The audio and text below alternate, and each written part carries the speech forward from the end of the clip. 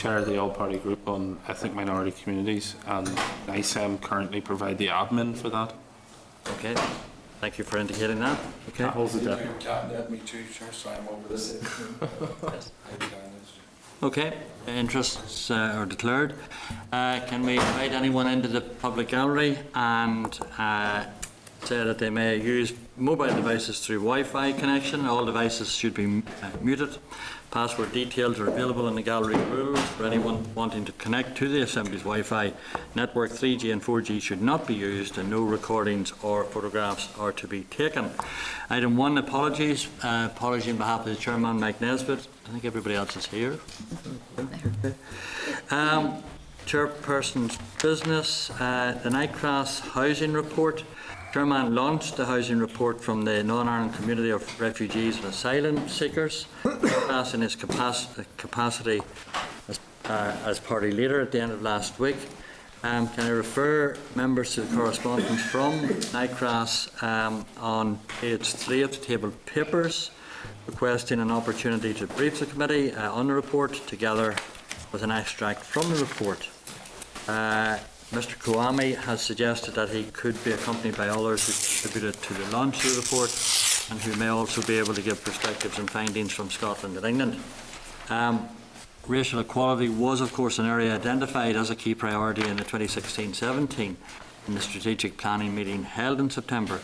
Are members content that we invite Nightcross to brief the committee on the housing report? Agreed. Agreed, okay. Responsibility for the Vulnerable Persons Relocation Scheme to settle refugees falls within the remit of the Executive Office. Is it useful to have a briefing from officials on that? Okay, thank you. Can I refer you to the list of committee invitations, page 5 of your papers? We then move to agenda item 3, the draft minutes of the meeting on the 9th of November, page 9 in the meeting pack. Members content to agree the draft minutes? Agreed. Content, thank you. Matters arising, European Commission Work Programme. The last meeting, the committee agreed, following the publication of the European Commission Work Programme, to produce a report on behalf of statutory committees on their priorities for EU scrutiny in 2017, which would also include progress against priorities identified for 2016, and to request input from relevant stakeholders. I refer members to the draft letters in the meeting pack to the statutory committees, page 15, including the response template. The European Economic and Social Committee, page 21, the MEPs, page 23, and the Committee of the Regions, page 25. The draft letters make reference to the UK's exit from the EU. This is likely to be taken into consideration as committees and other stakeholders formulate their responses. The suggested response date is Friday the 20th of January, with a view to the committee publishing its report in February 2017. Are members content to issue the draft letters? Content? Thank you very much. Okay, Programme for Government consultation document. Commissioning letters to statutory committees were issued on the 3rd of November, seeking views on the Programme for Government consultation document by the 9th of December. Can I refer members to the correspondence from the Committee for the Economy, page 27, which indicates that it might prove difficult to meet this deadline. Any comments? Okay. We just ask them to respond then at the earliest meeting. That okay? If you remember, members, the FM and DFM had accepted an invitation from the committee to discuss the Programme for Government, and the committee noted on the 26th of October that an additional meeting may be required to facilitate the ministers. Now, as yet, a date has not yet been confirmed. Conscious that we are coming into the run into recess. I'm also aware that FM and DFM, I think, are going an international visit, I think, to China in early December. Might be useful for the clerk to check out when a date can be fixed and finalised on that. Is that okay? Okay, content. Thank you. Outstanding committee correspondence. Can I refer to a list of correspondence at page 28 from the department which remain outstanding or which further information is still required. Members content to note, or do you want any further action on that? Rattle the bars again. Read the note, Chair. Read the note. Okay. Okay, we then move to agenda item 5, the Equality and Human Rights raised briefing on international human rights standards. It was agreed at the strategic planning meeting on 7 September that Assembly Research should consider the Executive's participation in current reporting cycles for UN treaties, including its response to relevant concluding observations. Committee subsequently agreed to invite representatives from the Human Rights Association, the Equality Commission, Northern Ireland, the Human Rights Consortium and NICEM to provide a joint briefing on these matters.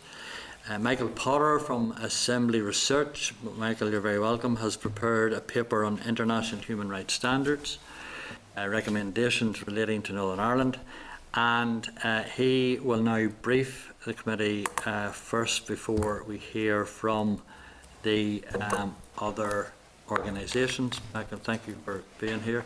And that briefing referred to page 32 of the meeting pack. So, I want to make some opening remarks, Michael. You're most welcome. Thank you, Chair. The committee asked me to look at specifically at the concluding observations and recommendations of international human rights committees with relevance to Northern Ireland.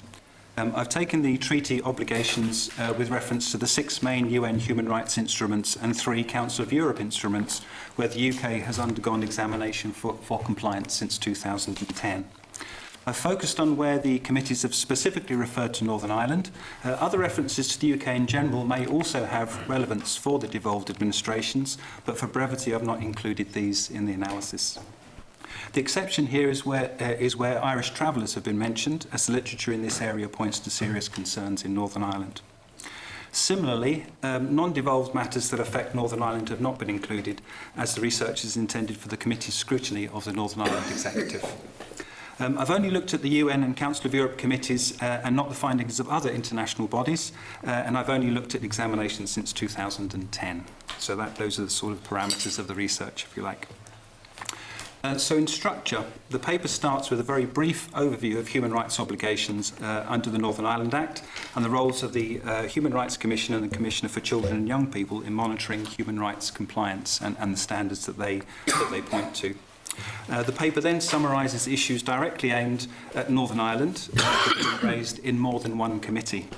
The reason for this is to highlight what might be cross-cutting issues and also to allow for the peculiarities of specific committees where they may be. A table on page 34 of your packs shows the examinations from which the paper has drawn evidence. That on page 36 indicates which committees have raised the issues summarised in that section of the paper. So just in broad brush, the issues that have been raised multiple times are single equality legislation, the Bill of Rights for Northern Ireland, and the termination of pregnancy, and they've been raised in 4 committees that were included in the analysis. Irish Language Act and promotion of Ulster Scots, issues for Irish travellers, they were both raised in 3.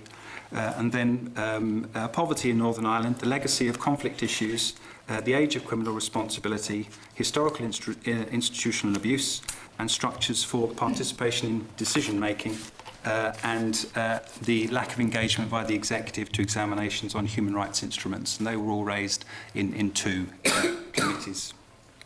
As members will appreciate, this is a very broad range of issues. The paper only serves to identify what issues specific to Northern Ireland have been raised in committees rather than detailed analysis of each of those issues in turn. They will take whole papers each, I think. For each issue, there's a brief introduction, a summary of what committees have said about them, and the most recent statement of the issue by the relevant Northern Ireland Minister. There's an appendix. The appendix gives the conclusions of all issues where Northern Ireland has been specifically mentioned by committees. This gives information on ratification by the UK, last examination, and verbatim statements from committees on all issues where Northern Ireland has been mentioned specifically. Of particular note, 2 committees, those for the International Covenant on Economic, Social and Cultural Rights and the European Charter for Regional and Minority Languages, have noted the lack of engagement from the Northern Ireland Executive. The committee might like to ask the witnesses from the Human Rights Commission coming after me how prevalent this non-engagement is and to what degree other devolved administrations may engage. I haven't attended any of these examinations myself, but if the committee feels they want to send me, then I'll be happy to report back. But the committee might wish to ask also the executive about its track record on responding to and attending human rights committees. Of particular interest might be the Northern Ireland contribution to future examinations. For example, the UK is to be examined on the European Charter for Regional or Minority Languages in July 2017. And there's a list of issues that's been published by the Committee Against Torture and Other Cruel, Inhuman or Degrading Treatment or Punishment, although a date has not yet been set for the examination. So, again, the committee might want to offer input to future submissions by the executive.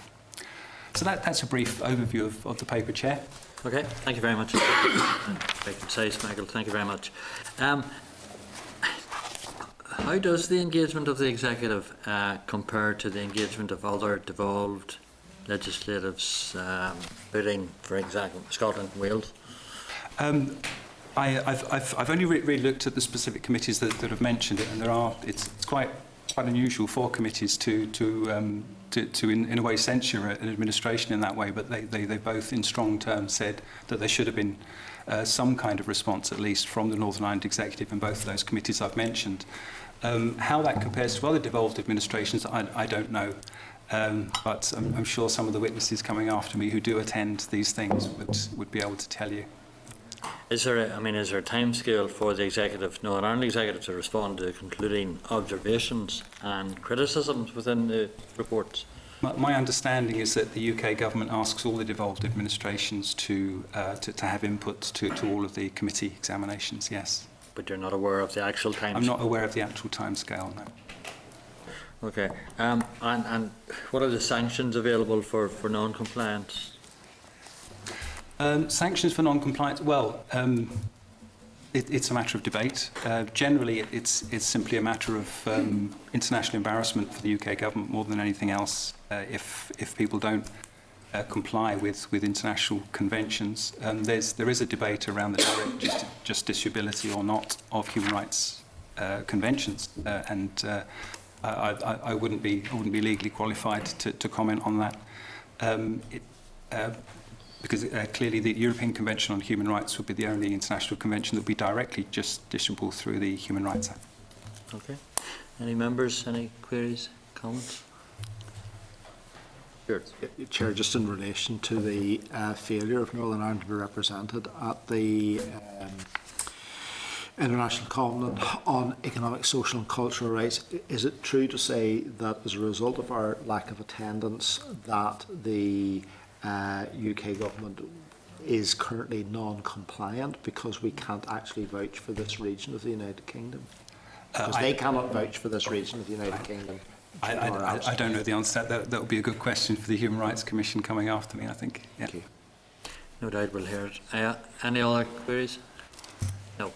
Michael, thank you very much indeed for your presentation. Appreciate that very much. Thank you. Cheers. Okay.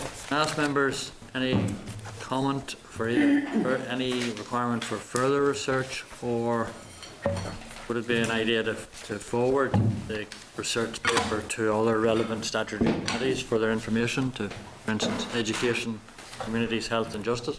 Great. Okay, thank you very much. We move on to the agenda item 6, the Equality and Good Relations, the Northern Ireland Human Rights Commission on the Northern Ireland Executive's engagement with UN reporting cycles, and to receive the briefing from the Northern Ireland Human Rights Commission. Can I refer the members to the papers in meeting pack, the clerk's brief on page 83, briefing paper from the Human Rights Commission, page 85, and correspondence between the Human Rights Commission and the First and Deputy First Ministers regarding the lack of engagement by the Northern Executive with UN treaty monitoring bodies, beginning at page 87. There are a number of concluding observations which have been included in the pack for information. The Committee on the Elimination of Racial Discrimination, concluding observations published in August 2016, beginning at page 98. Committee on the Rights of the Child, concluding observations published in July 2016, beginning at page 109.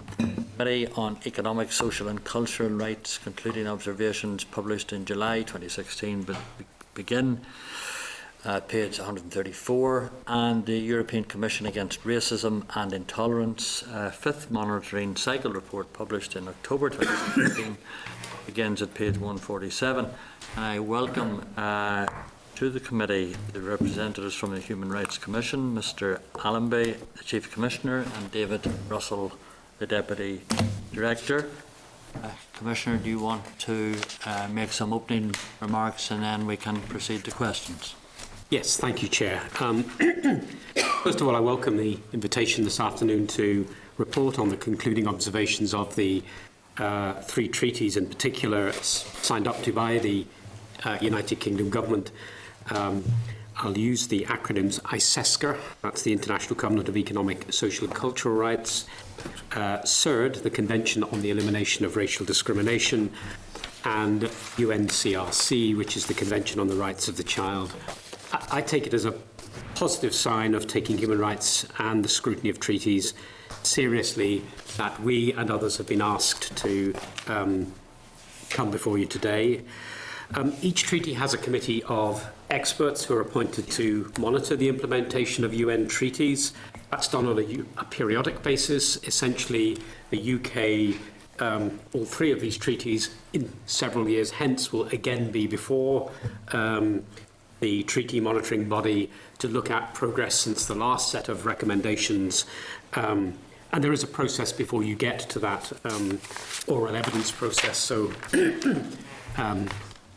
the treaty monitoring bodies will raise a list of issues. The UK government will put in a written evidence, normally having taken into account the devolved administration issues, because many of the, particularly on the, for example, ICESCR treaty, a number of the issues are devolved. My own commission, and in some cases other commissions and relevant NGOs will respond in writing, and there is an oral evidence session. I think it's testimony to the impact of the commissions and the NGOs when you look at the number of very specific Northern Ireland recommendations that are on each of the three recent treaties. And this is part of my own commission's role as what's described as an A-status national human rights institution under the UN Paris Principles to engage in international treaties. So it's a core part of our work. One of the issues that was raised earlier by Michael Potter was the excuse me, the inconsistent approach of the Northern Ireland Executive in engaging with the treaty bodies, so that unlike other devolved administrations, and in the question that was asked earlier, I'm not aware of any occasion when either Scotland, Wales have failed to attend any of the UN treaty monitoring bodies since they became devolved administration. So this is something that's unique to Northern Ireland. And frankly, we often see Jersey, the Isle of Man, places with considerably less resources than Northern Ireland, attending and giving their input into this. So no one this year attended the ICESCR hearings, and yet on the other hand the Northern Ireland Executive did send officials to the CERD and the CRC hearings, and as I say, it's not the first time that the Executive has failed to send officials. And it's important, I think, to emphasise that that absence was highlighted by the committee in its own report, where it said, in effect, the committee regards the absence of representatives of the Government of Northern Ireland meant they were not able, that's the committee, to make a full assessment of the enjoyment of covenant rights in Northern Ireland. And it regretted the lack of involvement and participation in the review process. Now, my experience on the international stage is that if you attend even only to convey bad news, occasionally, for example, in Northern Ireland, we will say there is a political impasse on something, and therefore we haven't been able to meet some of our human rights obligations. That may not go down particularly well, but at least will be understood. There's an engagement. There'll be an explanation, and then there'll be a comment. Not turning up, I'm afraid, in terms of how it's perceived, is that there is a lack of respect for human rights, a lack of willingness to engage, and in some cases it's seen as bordering on a contemptuous approach to international obligations signed up to by the UK government. We've raised this issue, as you know, with the First and Deputy First Minister. They've said they will give consideration as to how to learn from past practice and engage more effectively with the reporting process in the future. For the Commission, that's some way short, to put it mildly, of an unequivocal commitment to fully engaging alongside Scottish and Welsh colleagues. Our second point, I think, is that this plays very badly in terms of what I might call Northern Ireland PLC. and to give you a couple of illustrations, if you look at the ISESCA report, one of the issues is social security, the impact of austerity and the impact of welfare reform legislation that was passed in England, Scotland and Wales.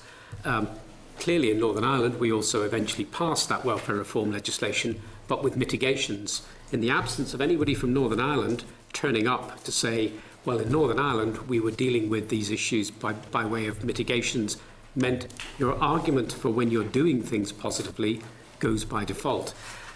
By turning up, for example, to the Convention on the Elimination of Racial Discrimination Committee, the fact that we have a racial equality strategy is acknowledged and given a positive recommendation.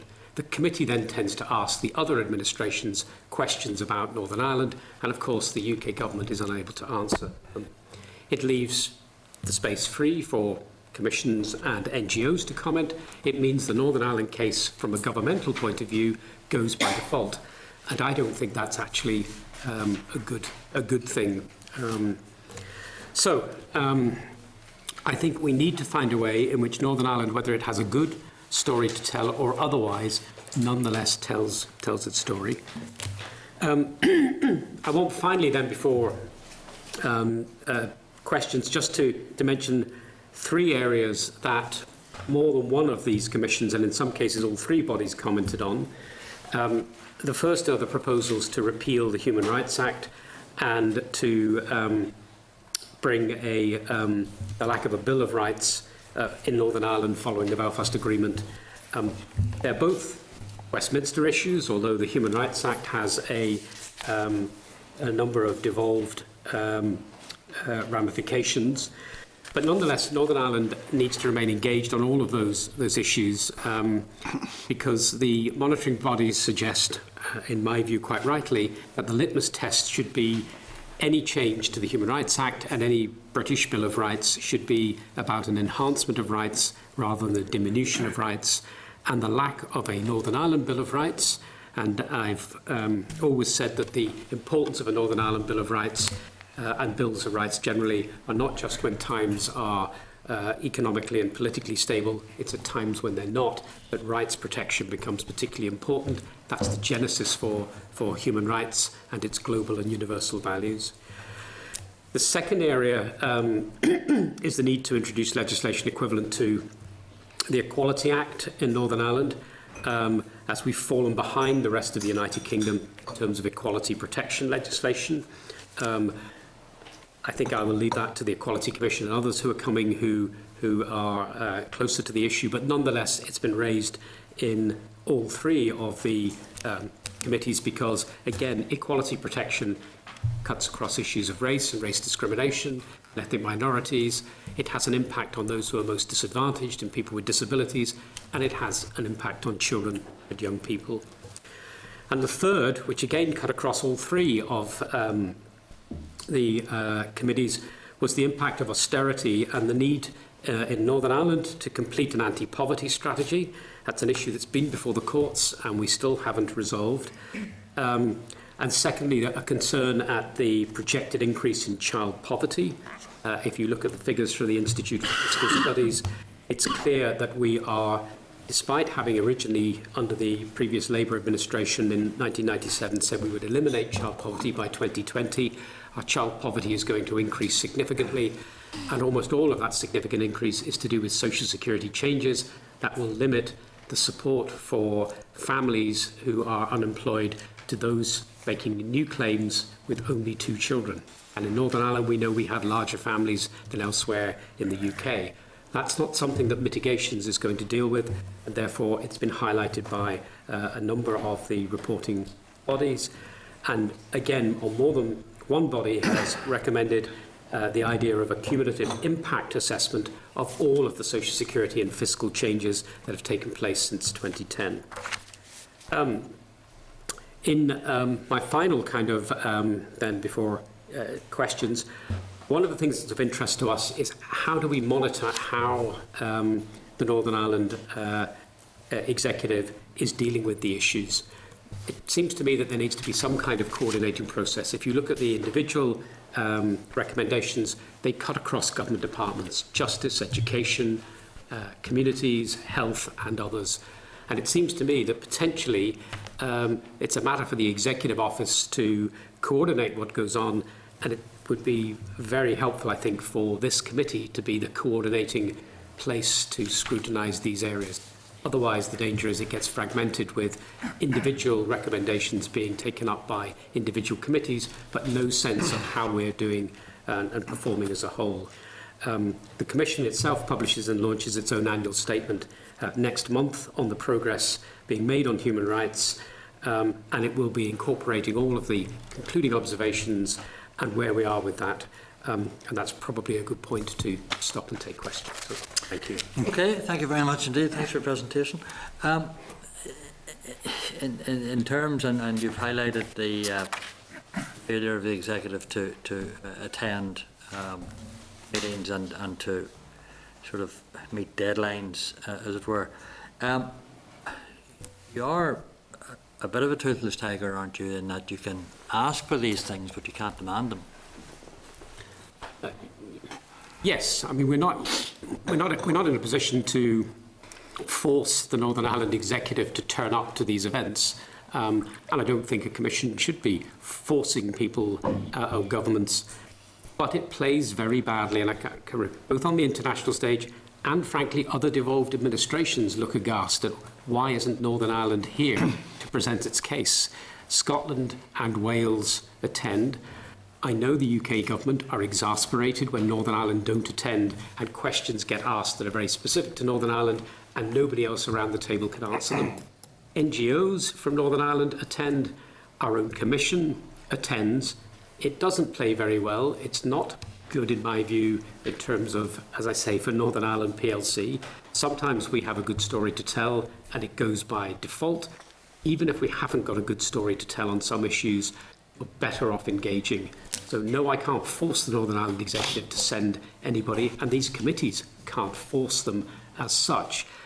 But they are, it's very, in my view, imprudent and unwise to do so. What do you think, or what does your commission think the Northern Ireland Executive is not represented? Well, I'm assuming that those are political rather than decisions taken by officials. I'm assuming someone somewhere, I'm assuming that in terms of the Northern Ireland government, both previously and where we are now, someone has taken a decision not to send someone. Presumably that's based on a lack of consensus within the Northern Ireland Executive. That seems to be the only logical conclusion to draw from this. Have you had any further correspondence from ministers on the issue since the 7th of September? We've had an exchange of correspondence, and I've written back to the First and Deputy First Minister, and I'm awaiting a reply to that correspondence. The Secretary of State has replied and made it clear that, in his view and the UK government's view, is it would be better if Northern Ireland engages on these issues, albeit that it's a matter for Northern Ireland itself. Yes. So you're indicating that you have no lever to force anything, and even UK government has no other than kind of ask nicely or embarrass them into it? It's what I would call gentle persuasion alongside, hopefully, getting the Northern Ireland Executive to realise it's in its own interest to do this. But no, I can't compel, much as I would love to have the powers to do it, I can't compel the Northern Ireland Executive to come to these events. And I suspect some people around this table, if I suddenly was given those powers, might have something to say about that. So it is much carrot and little stick. Yes, but I think the fact that the committee has again drawn on the international stage attention to this should be a wake-up call for the executive. In terms of the lack of engagement by the executive, does that reflect? How does that reflect a more general apathy on the issues? I mean, how does it impact on your work? Well, I suppose it sends out a message to the treaty bodies. It doesn't stop the treaty bodies commenting on the issues. And if you read the 3 reports, it's very clear that specific Northern Ireland issues appear alongside issues that are UK-wide issues for which are not unique to Northern Ireland. But both on the positive side, so for example, as I said earlier, the racial equality strategy and it being passed. On the other hand, committee bodies have commented on issues of travellers in Northern Ireland and issues about accommodation and problems with accommodation in Northern Ireland. There are some very specific Northern Ireland issues that are picked up by all 3 of the treaty bodies, which reflects that they are getting evidence around the specific issues in Northern Ireland in both my own commission on the UN Convention on the Rights of the Child, from the Children's Commission, and from a number of human rights and other NGOs. So they are aware of the issues, and frankly, the Northern Ireland Executive's response often then goes by default. Recommend that the Executive and Assembly address each of the relevant concluding observations and recommendations of the treaty reporting processes within the mandate of the Assembly, and that they reflect this intention and the commitments made within Programme for Government. How has that been, in your view, reflected in the consultation document for PFG? I think the Commission can see a number of virtues in the new approach to the Programme for Government.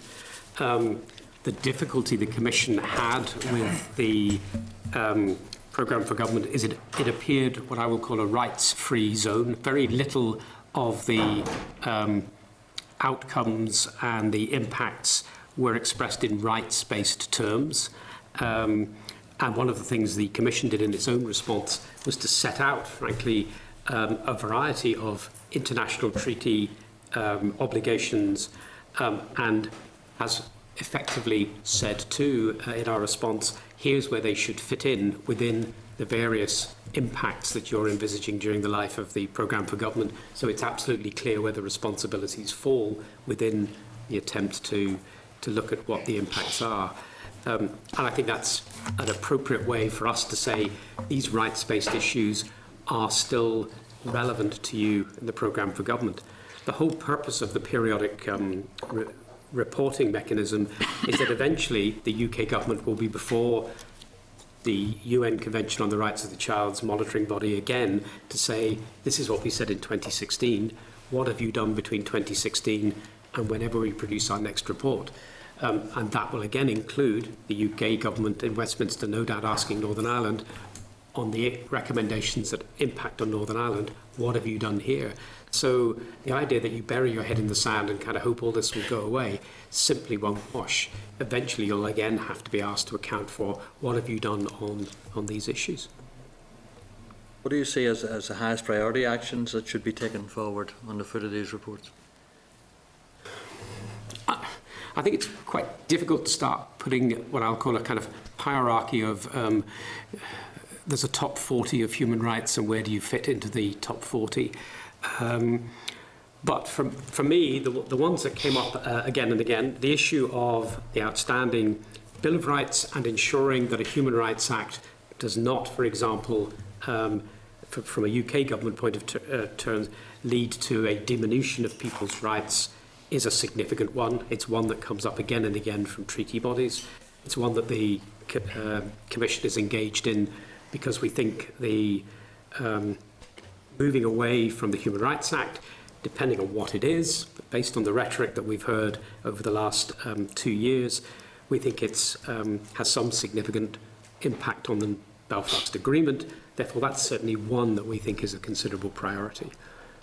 There are a number, though, all of which I think are significant. It's difficult to start placing one above another, frankly. Okay, and just finally for present, in the concluding observations of the reports, there are several recommendations relating to the collection of disaggregated data. How do you envisage this taking place? Well, that is one of the areas that's relatively easy to resolve.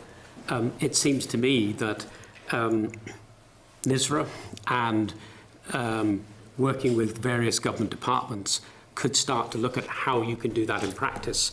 I think it's one of those areas where you look at what's happening elsewhere. Are there ways in which we can make sure that our data collection fits sensibly with England, Scotland and Wales? If there are gaps in our data, it's in our interest to have, the better the data we have, the more informed policy can be, the more likely that policy will then be effective and achieve what programme for government wants to. So that's a matter I would have thought for government departments to sit down with NISRA and look at in what seems to me to be a relatively financially resource light set of recommendations to give us better data and to allow us to have more informed policy. That seems to me to be simply common sense. Okay, thank you very much indeed. Going to invite all the members. Sean Lynch, first of all. Yeah, thank you, Chair, and thanks for the presentation. And we support the work you're doing, and from my party's perspective, there is no lack of respect for human rights. In terms of this Assembly has the ability to legislate and pass legislation on human rights and equality, and legislation has been passed in other jurisdictions, example Britain, Scotland, 26 counties. How can we ensure that people here in the north of Ireland don't have lesser rights than these other jurisdictions? Well, a number of these issues are matters for the Assembly. As you know, on occasions the Commission has litigated on issues. We litigated on the issue of the failure of our adoption legislation to provide for unmarried couples and same-sex couples to be even considered for adoption. Eventually, through the courts and then through the legislative process, that was resolved. Welcome the fact we're now looking at a modernisation of family and an adoption bill in due course. As you know, we're in a litigation process on the absence of access to termination in Northern Ireland in very specific circumstances. We'll see what happens with the courts there. From a Commission's point of view, we would much rather resolve these matters through the legislature than through the courts, but we think it's part of our duty as a Commission, where we see human rights violations, to look at litigation if we can't resolve issues elsewhere. So I recognise that there are issues for which it's very difficult to get a consensus across the Northern Ireland Executive or across all of the Assembly Party members, but they do have human rights implications, and I think it's the job of a Human Rights Commission to bring that to the attention of government, and eventually, as we have done on occasions, to deal with those matters in the courts if we feel there are human rights violations. It's then a matter for the courts to decide whether we're right or wrong, and then to deal with the matter from there. Yeah, second, Chair, and what are the options for improving and enhancing equality and human rights here in the north? Well, I'm tempted to say, and it's mentioned in one of the reports, I mean, one of the issues for us, we're funded by the Northern Ireland Office, not through the Northern Ireland grant. Our funding has been cut very considerably, and that's in line with a number of other changes to funding for public bodies. We will do our best with the resources that we have, but we have drawn to attention that we have faced very considerable cuts in public expenditure. Frankly, at the very least, an end to trimming away the work we do. I think the Commission is actually good value. We actually do a job of selling some of the positive things that have happened here in Northern Ireland. I chair the Commonwealth Forum for National Human Rights Institutions, for example. I chair a business and human rights forum. We've done work on the international stage ourselves and the Northern Ireland Public Service Ombudsman. So actually, part of our job is to be both very positive on the things that we can be positive about in terms of rights-based approaches, of which there are some in Northern Ireland, as well as the scrutiny and accountability role. So I think actually our Commission does do a selling of the virtues of Northern Ireland where it's appropriate. And one of the things I've learned in 2 years as a Chief Commissioner, I'm amazed at the number of both other human rights institutions and organisations that have come from around the world who want to actually learn what Northern Ireland has done on human rights and policing and other areas. So we are of real interest, and there is therefore some significant attention to how we have developed both politically and in terms of mechanisms for accountability and oversight, etc. Thank you. Very much. Yes. Mr. Bergen. Thank you.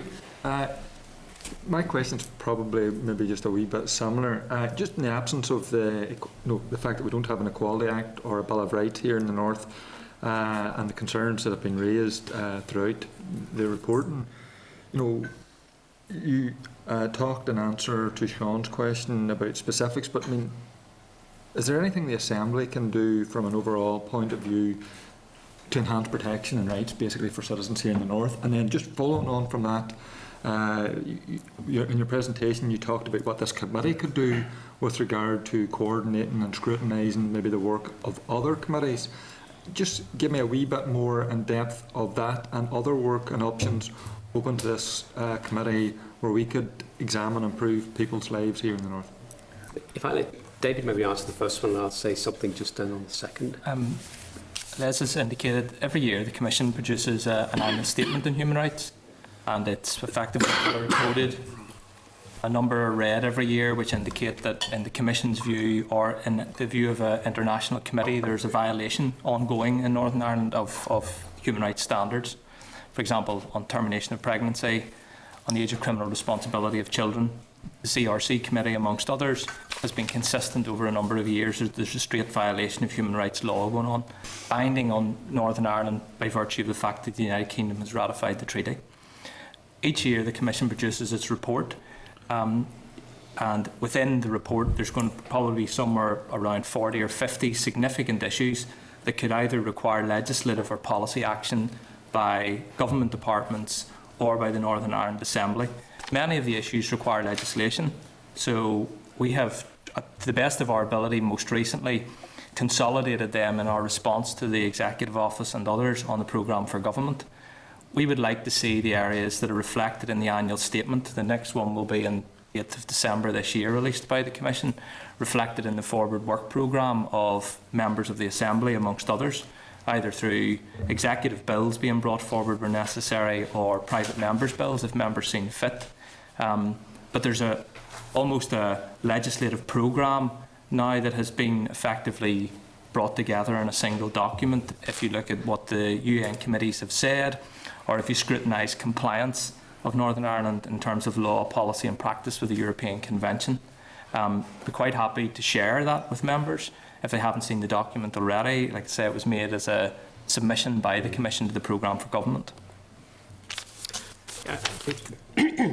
My answer to the second question, which is what can this committee do? I think the Commission would very much welcome, even on an annual basis, the kind of thing that you've done this afternoon. One of the issues is to make sure that Northern Ireland doesn't fall asleep in terms of the recommendations until another periodic treaty monitoring body is coming round and suddenly everybody wakes up and goes, oh, it's next June, you're going to be before the UNCRC committee again, and everybody suddenly scrambles around to work out, well, what were the recommendations last time, what have we done? This needs to be a genuine journey and a work in progress. I think the specific issues that go to specific committees, but if we don't want to be fragmented, then it needs one place, and it needs the Northern Ireland Executive to be coordinating to make sure, well, how are we doing on our treaty monitoring recommendations? And I would have thought this is the obvious scrutiny place to then ask the Northern Ireland Executive and perhaps others to comment on that. The annual statement is a very good snapshot of where we are, which sometimes, as I say, is I might characterise as good, bad, and the good, bad, and indifferent. And the green, amber, and red reflect progress and sometimes otherwise. Mr. Stalford.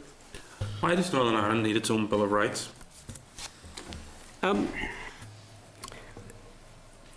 what the Belfast Agreement said was we needed Northern Ireland at the time of the Bill of Rights needs a Bill of Rights supplementary to the rights in the European Convention, because at that time they were going to be placed in the Human Rights Act, and to take account of the particular circumstances of Northern Ireland. My view about the virtue of a Bill of Rights for Northern Ireland is we're in a time of relative political stability. I can characterise it as a Bill of Rights for me is a little bit like a job description sometimes. If your job is going well and things are going well, people rarely open their drawer and take out their job description and start waving it around because there are some issues. If, on the other hand, there are difficulties, then people look to their job description. A Bill of Rights offers those same type of potential protections. If things go very badly wrong, politically, economically, socially, then a Bill of Rights offers protection for all. It's colour-blind, and that's one of the importance for me of a Bill of Rights. Now, why all of that becomes more important is the assumption at the time of the Belfast Agreement was that we had the Human Rights Act, we were incorporating convention rights into a Human Rights Act. Now, we don't know what the UK government is going to do with the repeal of the Human Rights Act. They have said, they're on record, as they will place the convention rights into a British Bill of Rights. But in terms of things like, will they abide by judgments of Strasbourg, for example, they've talked about a kind of pick and mix approach, that if they like a particular judgment, they'll follow it. If they don't, they may not. They'll bring it to Parliament, etc. That is not the basis on which the UK government signed up to the convention. Therefore, there's a doubt. This was in a framework. This is in response to a framework whereby the right to a family life was allowing extremists and hate preachers who encouraged violence in this country to remain, rather than being deported from whence they came. Yeah. It's interesting because that was an issue that was eventually worked through, and in fact, the individual person went back to the country of origin, Jordan, and was tried, and actually was found. I can't remember, Abu Qatada was found innocent or guilty, but there was a proper process. And if you remember, the reason the European court said that you couldn't send somebody back was at the time was the risk of this person facing torture, and eventually that was resolved. So that person's rights were both guaranteed, but also ultimately the person was deported back to Jordan. I mean, the other case that remains outstanding, which you're probably aware of, is the court's decision on prisoner voting rights, which is a blanket ban on all prisoners being able to vote. And it's not the Strasbourg court saying you can't have some discerning and proper kind of approach to say that some prisoners may or may not be able to vote. You can't have a complete blanket. And the UK government hasn't decided to deal with that. And the courts have, I think, taken, in terms of not implementing fines and various other things, has tried to engage again with the UK government to persuade it to. In terms of, if I could bring you back just to the issue about Northern Ireland specific circumstances, I was on the Bill of Rights forum that was charged with drafting a Northern Ireland Bill of Rights, and it became very apparent to me very early on that many of the participants in the Bill of Rights forum were using the exercise as a Trojan horse, whereby they wished to pursue their own pet projects that wouldn't in any way constitute, to my mind anyway, fundamental rights. So we had certain people that were effectively wanting to use the Bill of Rights as a means, for example, of overturning the trade union reforms that went through in the 1980s. So a fundamental human right to secondary picketing. You know, we had the Bill of Rights forum being used as a means for some people to try and introduce shortlists in terms of candidate nomination. So when you look at the previous attempt to create a Bill of Rights for Northern Ireland in terms of the forum, and that was supposed to be a forum that encompassed civic society as well as political life, it became very obvious very early on that actually the fundamental human rights that people enjoy in Northern Ireland are the same, obviously, as the people in the rest of the United Kingdom, but that the Northern Ireland specific angle was being abused in a way. Well, I'll ask David to say something. There's two things. I think if you look at the existing advice from the Commission and the Belfast Agreement placed a role on the Commission to bring advice to both governments. This is ultimately an issue for the Westminster Government in terms of enacting a Bill of Rights. I think the proposals from the Commission, before my time, but nonetheless I'm happy that they were measured, they were proportionate, and they took account of the specific circumstances of Northern Ireland. I understand the pressures that there are for a much wider and broader. I think it was a very measured approach. But what's important for me is that if we're going to diminish the rights of our citizens through changes elsewhere, and given where we are, I think I've characterised it as a kind of using the repeal of the Human Rights Act to frack the Belfast Agreement is a very unwise thing to do. Although she has said, the Prime Minister has said that the Great Repeal Bill will encompass a lot of the stuff that has come to us from Europe in terms of rights and stuff like that. Yeah, well, the Great Repeal Bill is an interesting phenomenon because my understanding of what the Great Repeal Bill will do, which is really more about the European Union legislation, yes, will be to say that European Union law will no longer have supremacy. I think we're entering the realms of some speculation here.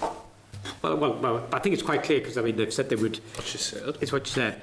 All I'm saying. I mean, there is going to be a repeal bill. But yes, but the only point I'm making, Chair, is that if you repeal it, then what the UK government will have to do is look at all of the individual pieces of legislation and decide which bits that they wish to retain and which bits they don't wish to retain. And then you enter into a very difficult kind of set of negotiations with all the devolved administrations because some of the things that the may want to retain in London may be devolved issues and Edinburgh may not want to retain, or Cardiff or Belfast, so you then have to enter into a negotiation. That brings me to a point about the process whereby an attempt to create a Bill of Rights for Northern Ireland, for some parties, and I don't mean political parties, but for some groups, becomes a means of using the exercise to secure in law that which they couldn't command a majority in this assembly to secure. Well, Dave, if you want to respond, then I'll come in. I think it's important to note that the Bill of Rights Forum was not the Human Rights Commission.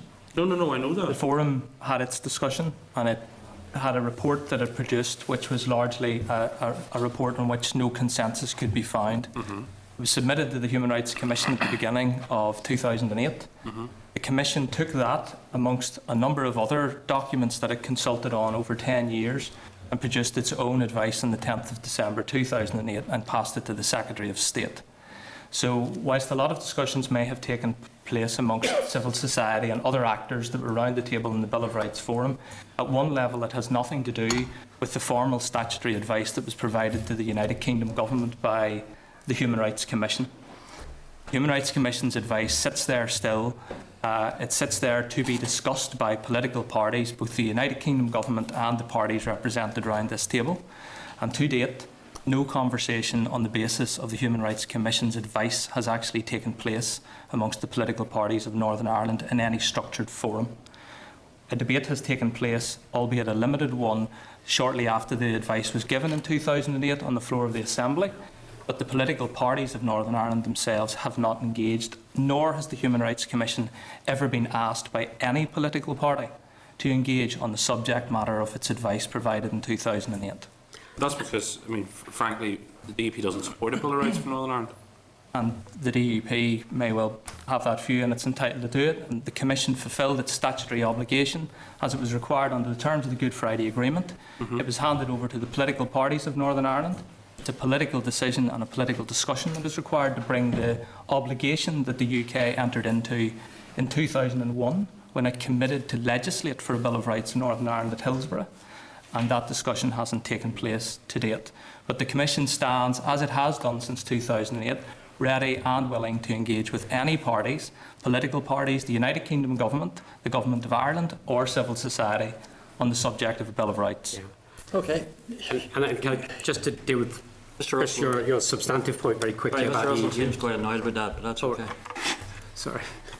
Just very quickly on your substantive view. The idea that a Bill of Rights will somehow be a Trojan horse to undermine the EU referendum result. No. I'm not suggesting that. What I'm suggesting is that for some people, the Bill of Rights is the idea of a Northern Ireland specific Bill of Rights is being. They see it as an exercise to secure things, abortion, for example. They see it as an exercise to secure things that they know they ordinarily would not secure through the democratic structures of this assembly. I'm not suggesting for a second any idea that the Bill of Rights would be used to undermine the outcome of the EU referendum result. Just one final question. You've been very patient with me. Go on, yeah. I've been very patient. Well, that makes a change. Put an odd penny in the slot. Just one final one. Just in terms of the letter that was sent to you on the 17th of August from the First and the Deputy First Minister, they obviously indicate that the Executive will be engaging more effectively in terms of the concerns around the areas that you've raised. And obviously it might be worth having a conversation this time next year in terms of whether or not that's being carried out. I mean, as I said in my evidence, that's what has been said, but and what my reply has asked them is to go further than that and to actually make clear that in future this won't happen again. As I say, what message Northern Ireland wants to send is a matter for the Northern Ireland Executive and who it sends, but not sending somebody is problematic in terms of how it appears on the stage. So that's where I would like to get us to by way of that correspondence. And yes, I'm more than happy to come back in a year's time and see if we've made some progress. I hope we have. Okay, thank you. Stuart Dixon. Sure. Thank you, Les, for the discussion that we've had this afternoon. I'll come back to the issue of Vice Isker and the absence in a moment. But in relation to the current situation where it is clear that there may be no agreement on a human rights bill for Northern Ireland, where are we in relation to at least a single equality bill for Northern Ireland? Well, you're probably better asking some of my colleagues who are coming after me because they're will be much closer to the fine detail. I don't think we're any closer to seeing a single equality bill than we are to seeing a Northern Ireland Bill of Rights. I hope that rather downbeat assessment is contradicted by me in due course, but that's my current assessment of where we are. I think it's really, but it's a very significant issue for me. If you look back 10, 15 years ago, we were ahead of the rest of the UK in terms of UK equalities legislation. Frankly, we've now been lapped by the rest of the UK. And I'm afraid, use a sporting metaphor, I don't think we're about to do a kind of lagging at the back, as in Mo Farah, and suddenly sprint to the front and overtake everybody else in double quick time. So I'm afraid I don't see shards of light. Now, there are other ways of dealing with things. I don't think they're the right way to go. You could start doing some of the reforms in piecemeal way. But the whole purpose of the Equality Act was to both enhance rights and consolidate in a much more easily, readily understandable form equality rights. I can't see why we can't do that in Northern Ireland. I think it would be best for everybody to understand what their equality rights are. I think it would make sense to have, in equality terms, the rights that people in Scotland and Wales and England have as well. But no, I don't see that happening anytime soon. I concur with you, and I agree that it is disappointing that a part of the United Kingdom that was seen to be so far ahead and so unique in terms of what it was achieving in terms of quality has slipped so far behind.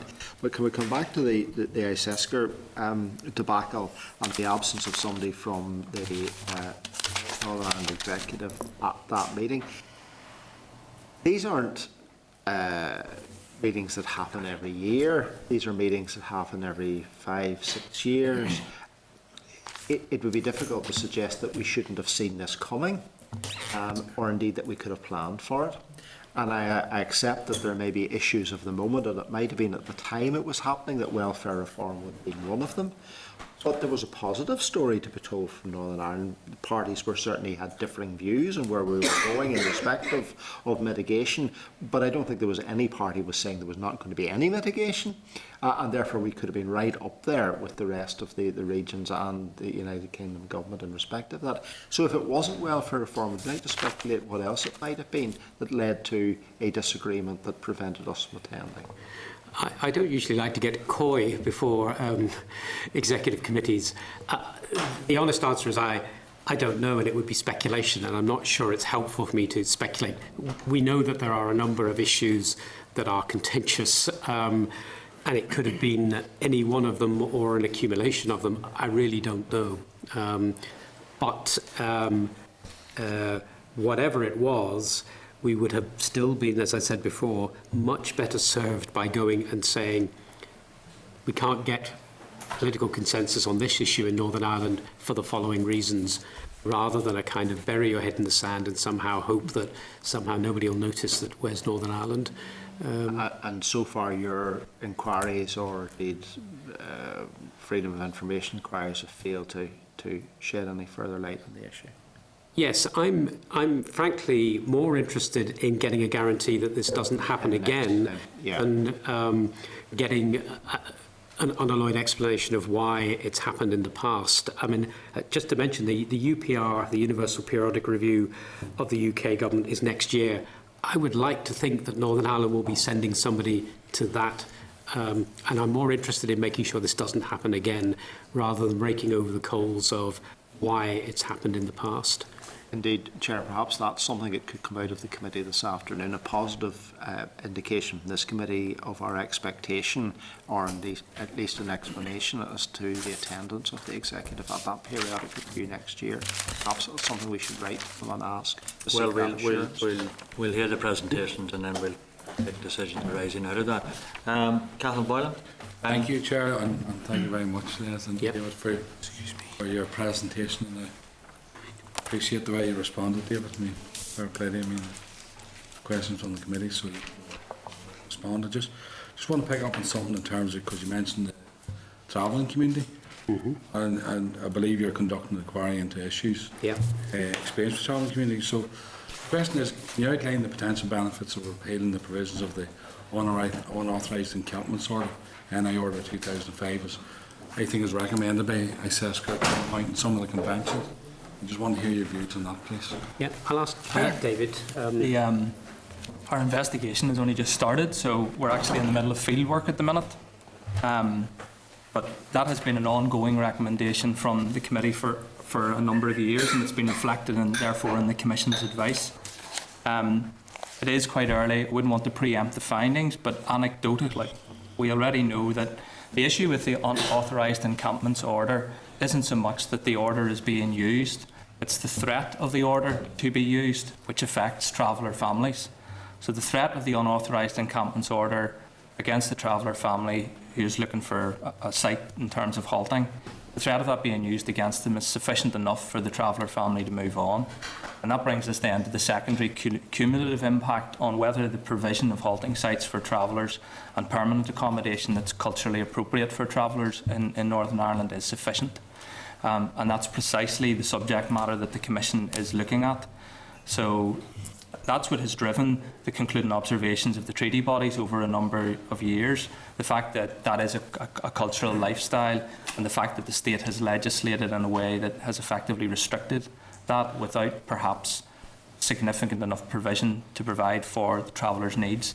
But like I say, it's early, and it'll be next year before the Commission can provide our definitive view on it. And can you touch on the stakeholders or who you Yep. the work of that? As David said, the inquiry is in an early stage, but I chaired, for example, a stakeholder group which had a number of the organisations that work with travellers in order to try and ascertain what's happening on the ground. There'll be visits by the investigation staff to certain traveller sites. We've already said we'll look at, for example, in Derry and Strabane Council, Craigavon and Dungannon, I think, in Coal Island, have the investigating staff from the Commission will then visit the sites, again, meet travellers. Part of this is making sure that we engage with all the stakeholders. So we've taken evidence from government departments, we've gathered up documentary evidence from the Housing Executive and others, and then we'll get... There's a kind of human rights investigatory process that's kind of stood the test of time internationally, and we'll apply that. And that is about getting a rounded picture of both what's happening and what the circumstances are, and then applying the human rights standards to that process. And I would hope that we will complete that by around September of next year. So this is intended to be, in relative terms, a fairly short rather than a prolonged inquiry, because it's a clear, very discrete issue. And in terms of the perceived engagement with, say, this institution here, is there any thought for that, or is this councils over the...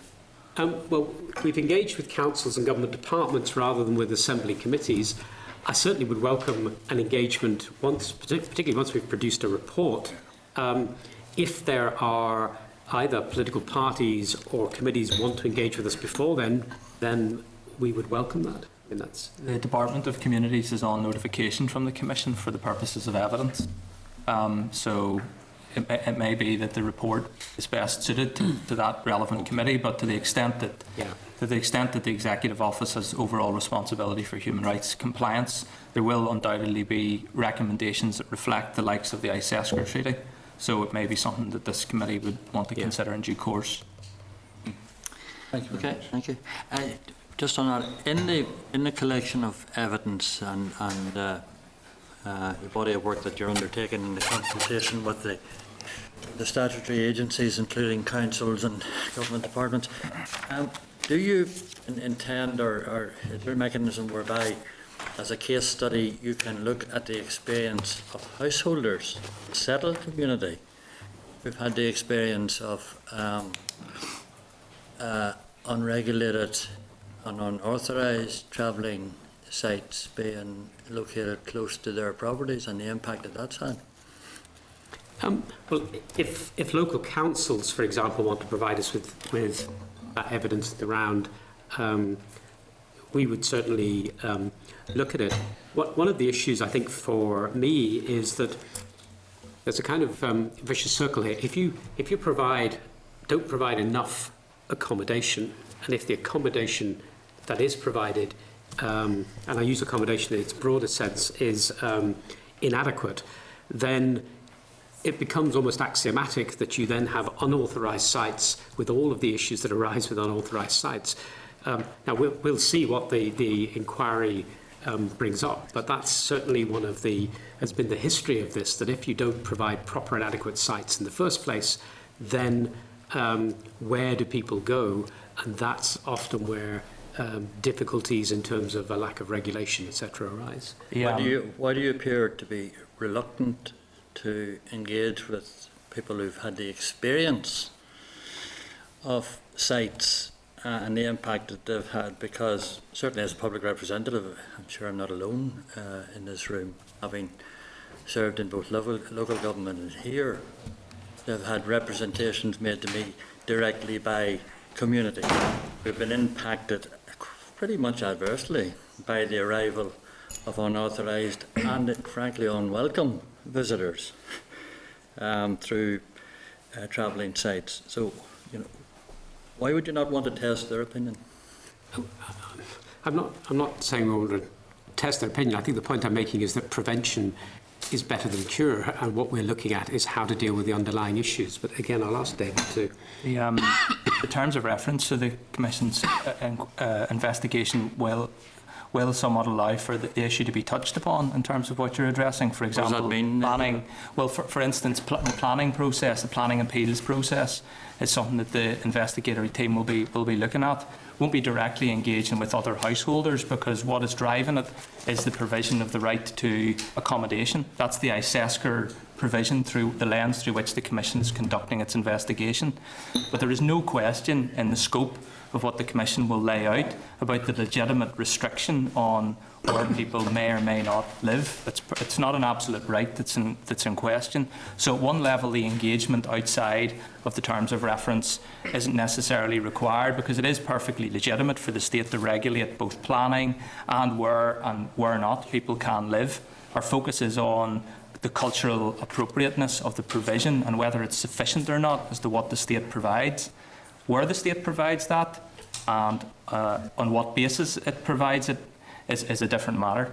So the Commission doesn't care about the impact it might have on local communities? But the Commission does care on the impact it will have on local communities. How does it test that? How does it address it?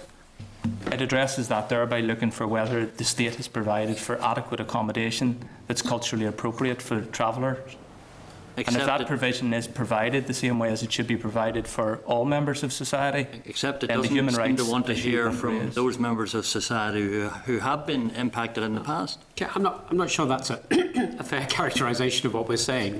We're saying that we recognise the potential implications of not providing adequate and sufficient sites and accommodation.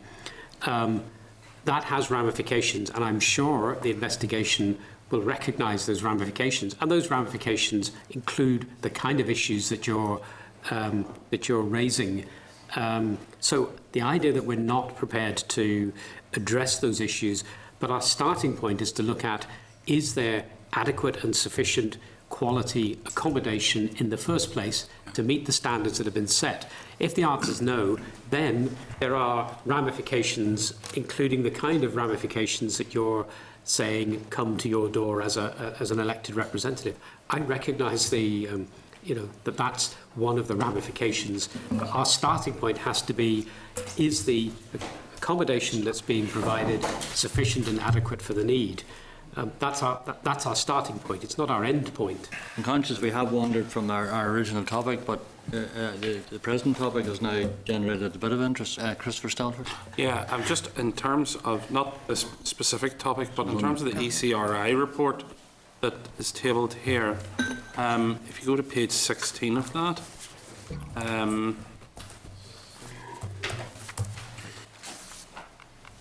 sorry, it's on page 17. No, it's not. It's on page 18. I found it, paragraph 37.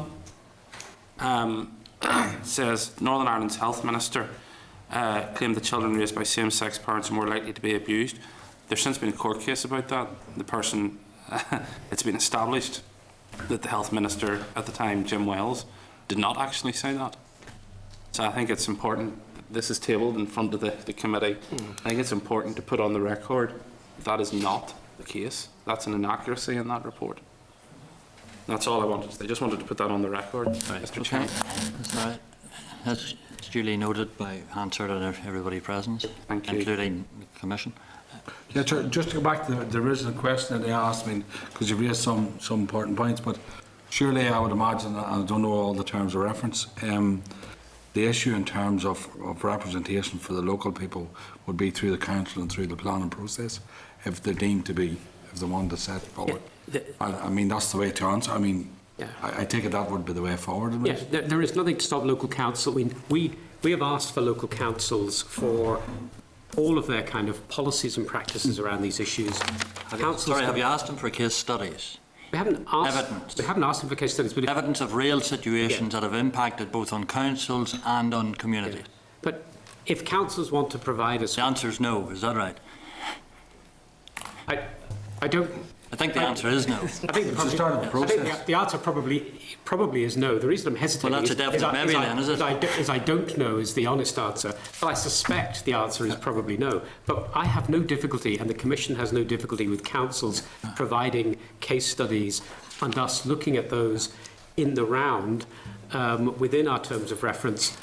But I make the fundamental point again that the starting point for us is about looking at the adequacy and sufficiency of the accommodation to meet the needs of the travelling community based on the human rights standards that the UK government has signed up It's to. interesting when the report is completed or compiled approximately next September and you return to perhaps present it and comment on it, just how much detail we'll be able to measure on that particular issue.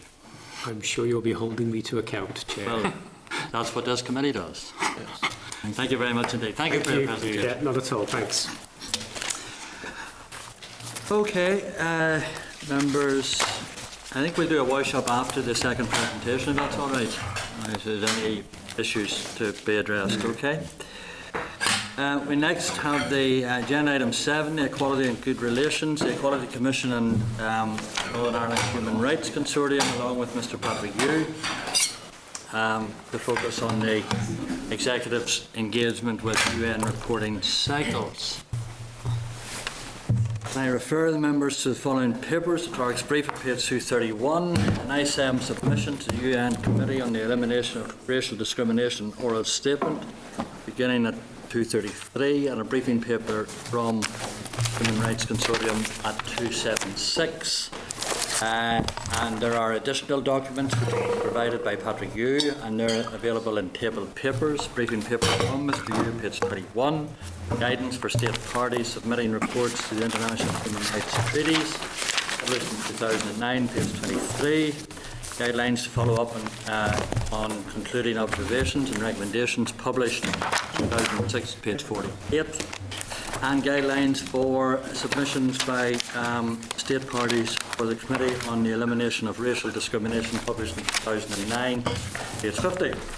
Also, Table Papers. Table Papers is the most recent Delivering Social Change stakeholder update, which includes at page 65 reference to Executive Office officials giving evidence to the UN Committee on the Elimination of Racial Discrimination in August 2016. And members may also wish to refer to the concluding observation documents available with papers for the previous session, which of course started at page 98. Can I welcome the following witnesses: Michael Wardlow, Chief Commissioner of the Equality Commission; Paul Noonan, Senior Policy Officer, Equality Commission; Helen Flynn, Campaign and Membership Officer, Human Rights Consortium; and Patrick Yu, the former Executive and Executive Director of NISM. Can I say by way of overview, particularly to Mr Wardlow and his colleagues, that there were other matters that members of this committee wanted to examine in relation to high-profile legal cases, which I know you had been given advance notice and were prepared to comment on. In the light of legal developments, we are not in a position to proceed with that today. However, it is the intention of the committee to return to it at the earliest possible point, and we would seek your cooperation with that. Okay. Can I invite presentation from the panel, whoever has chosen to go first? Okay, thank you, Chair. Thanks very much for the invitation, and I note what you said about the earlier issue, and quite happy and content to come back and deal with that as and when the legal developments next week, I hope, sort of are resolved. I'm just going to spend about 5 or 6 minutes, as I've been given, by a very quick overview. May I apologise if some of this is already prior knowledge, but I think it's I don't want to miss it, so I want to just recount why this is important for us. And at the end of that, I'm just going to ask my colleague Paul, who will answer the more direct questions. Is there anything he wants to add at the early stage, if that's okay? You've asked us to brief you, and it's about the treaties and international treaties and frameworks and so on. And I think we would start by saying, well, you're aware there are 9 UN treaties. The UK government has ratified and signed 7 of them. And as a commission, there are 3 in particular that we've picked up a focus with in accordance with our statutory responsibilities, particularly Section 75 and public authorities. To remind you again that these rights are not directly legally enforceable in the United Kingdom, although they do constitute legally binding in international law. And obviously by ratifying it, the UK government has implied at least, if not committed to bringing in domestic laws and policies, the compliance of that. You also know that there are, every couple of years, there are periodic state party, and this is the UK as the state's party in this case, reports for each of the treaties, and they will outline the normal legal, administrative and judicial requirements, and they normally then have a series or set of recommendations, and we have a hand in that sort of process as well, and I'll talk to that very briefly. Each court treaty then has a mechanism that helps it implement, and ourselves and our colleagues who presented before, the Human Rights Commission of Northern Ireland, are part of that Northern Ireland implementation for the United Nations Convention of the Rights of People with Disabilities. And obviously more of that if you want later on. And obviously then there's the human rights situation where UN member states every 4.5 years are meant to periodically review how they're keeping with the UN treaties. We have, as a commission, said that this is an extremely important area of our work, because if we simply focus on this place we call home and lose sight of what's happening in a broader sense, there could be a rollback in the legislation here and the protections obviously that affords. And already, for example, in GB, the Equality Act 2010 has been enforced now 16 years, and each year in some shape or form we're falling behind on our equality protection. So it's quite possible people who cross the bit of water that separates the islands have less protections when they come here in disability and race, for example. And again, quite happy to come back and talk to you about where those gaps are or give you evidence on that. We have a multi-layered approach. We do the shadow reporting, and that's from our own area of expertise. We brief the committees, and Paul was recently in Geneva with colleagues, briefing the committee there on the racial discrimination, as indeed was Patrick. We share policy positions. We meet, my chief exec colleague is chair of Equinet, which is the European body, and it includes jurisdictions not within the EU, and therefore she has a broader brief and can bring in other law reform that's happening in other places. And we also use the committee recommendations to help us try to bring some external influence to policy changes we want. The formal monitoring of the UK's obligations is by the relevant UN body, but obviously we have a reflective view within the shadow reports that you would see, and obviously we would report on our own bailiwick, our own responsibilities that lie within our gift. And because we have specific statute responsibilities, we've chosen 3 particular conventions that we're focusing on, and that would be obviously racial discrimination, the discrimination against women, and the UNCRPD, as I've mentioned earlier. It's not that we lose sight of the others, but we have specific focus and responsibilities in those. And again, if you want some written evidence on where we believe the UK and particularly Northern Ireland's falling behind in some of the recommendations, very happy to send those on to you. We also met with the TEO to discuss the upcoming United Nations Universal Periodic Review, which I think is due to take place next year in Geneva, if my memory's right. So again, some prior meetings. And then to the point, we've probably 3 or 4 key messages maybe to put across to you, none of which should be new. The first one is, and it's with regret that we note that the Northern Ireland Executive have, in our view, shown a lack of involvement in the examination process for the European Convention of the Social and Cultural Rights, both in 2009 and 2016, and then in the second cycle in 2012. And we've written in other places about why we think that's a disappointment. And therefore, we recommend, and I'm just quoting our own response back to the Executive, that they continue to support and encourage the Executive to fully participate in the process. I think when you're not at the table and when you're not making your comments, or you're not seen to be making comments, particularly in one case recently where the only area of the UK jurisdiction that wasn't represented was Northern Ireland, it says something to the outside world about our commitment to the UN treaties and the framework agreements. And also, in addition to those recommendations, which were directed at the UK as a whole, there were specific recommendations that came from those committees that relate to this jurisdiction. Now, again, they're quite numerous. Happy later, if you want, we'll give you a few exemplars, but very happy to give you those recommendations that at this stage remain outstanding. And again, that's an unfortunate thing, because they weren't made simply to say you've fallen behind. They're made because to move on those for us is an important element of how we make this a more fair and equitable place. We also recommend the Executive should fully consider their action in relation to all the recommendations, and we would ideally like to see that reference both in the programme for government now an outcome-based programme, and also within the equality strategies. But we would like to see them scrutinised in the various Assembly committees that come up, because this doesn't just touch TEO, although you're the committee, obviously the first point of reference. But they cut across all, I would suggest, the government departments, and therefore the recommendations, when they're appropriate, for example, for the Department of Communities, we would love to see them being scrutinised by that Assembly committee. There are equality and human rights obligations under various international covenants which specifically apply to equality law, so I'll not go over what my colleague Les and his friends have said earlier. But there's also an issue for us about the misinformation that's out there about how we leave the EU and whether it's so-called hard or soft Brexit's irrelevant. The fact is that there is significant misinformation out there about when we leave, all this stuff goes, when we leave, it all stays, we've got to ratify stuff. Again, very happy either today or maybe at a future event to come back and give you what we believe to be our views on that. Because the danger of misinformation is the more it's reported through opinion, the more the opinion becomes the fact. And it does remain that although some law derives from the EU, not all law does, and therefore when we leave, however that leave happens, there will be still some binding treaties. And that seems to be misunderstood out there broadly, both in the media and in the wider public. We're also concerned then about the fact that we would like, well, let me put it this way. We haven't seen much evidence within the UK, and certainly within this jurisdiction, about the importance to make sure that there is no rollback.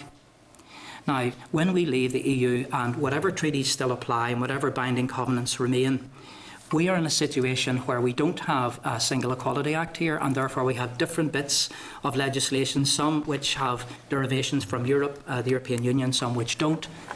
And there is a fear, obviously, that we would hold that any rollback would be wrong. But not only that, when we leave the EU, there is a danger that the rest of the EU will move on, including the Republic of Ireland. And therefore, not only would the gap continue, the gap could get worse. And I think we need to take cognizance of that, and we would like to see that reflected in the discussions that happen about Brexit. So that's all I want to say, Chair. Thank you. Is it okay if I ask Paul, is there something I've missed at a strategic level, not in the detail? It's okay to ask Paul. I did actually harbour an ambition that we would have a Brexit-free afternoon, but clearly not. You had a full English Brexit, or was it a... Okay. Right. Mr Noonan. Yes, thank you, Chair. Enlighten us. Just maybe to emphasise that the UN guidelines on reporting emphasises that the State Party should see the process of preparing the report to treaty bodies not only as an aspect of fulfilment of the treaty obligations, but also as an opportunity to take stock of the extent to which the human rights obligations are realised at the local level. And in terms of taking stock, there's a particular role for Assembly committees, but in terms of treaty compliance, both in scrutinising and taking an active interest in the preparation by the Executive Office as the focal point for coordination of treaty information, taking an interest in the preparation for presentation to the treaty reporting system. So when they're gathering the information on compliance to share with the UK Government Department, your committee has the opportunity to examine that and ask questions about it. And then there's also a crucial role for the committee. We are aware of the role of the committee, Mr Noonan. Yes, in terms of the scrutiny role of. Yes, I'm not sure we need a lecture on that. Yes, I'm sorry about that. I didn't mean to say that, but there's also a kind of a further role then in looking at the role of in terms of the extent to which concluding observations of the various treaty monitoring bodies then are mainstreamed in the work of government through the programme for government, the associated delivery plans, and through the various equality strategies. And I suppose we'd observe that whilst we note there's a commitment in the current PFG consultation document that the Executive will, quote, continue to fulfil its equality obligations, including compliance with international conventions, there's relatively little sign of reference to addressing the concluding observations in the delivery plans. I suppose we would also say that in terms of the Commission, we see our function as both a challenge and a help and advice function as well. And in terms of challenge, we have produced various research and policy analyses reports on various key inequalities, for example, in relation to racial equality. We've also provided training in international human rights obligations for members of for units dealing with equality strategies. For example, June last year, we provided training around the obligations of the UN CRPD Convention for members of the team heading up the disability strategy. And we also brought over an academic expert who was able to provide a presentation on the effective elements or the essential elements of an effective disability strategy. And we also provided training then for the Racial Equality Unit in the key elements of the Racial Equality Convention and also the UN Guidance on National Action Plans Against Racism. Thanks, Paul. Thank you. Thank you. Are there any other presentations at this stage? Mr. Yu, do you want to say anything? Yes, please. Thank you, Chair, and also thank you, the committee member. I think you already have my briefing paper.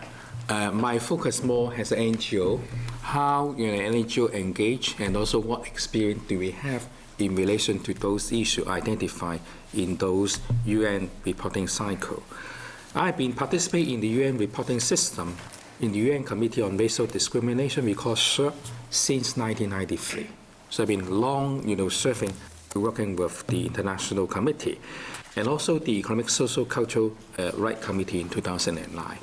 As usual, in every time before the committee, we will, working with our member or ethnic minority group in general, we will scoping those issues, what identify, we need to put forward.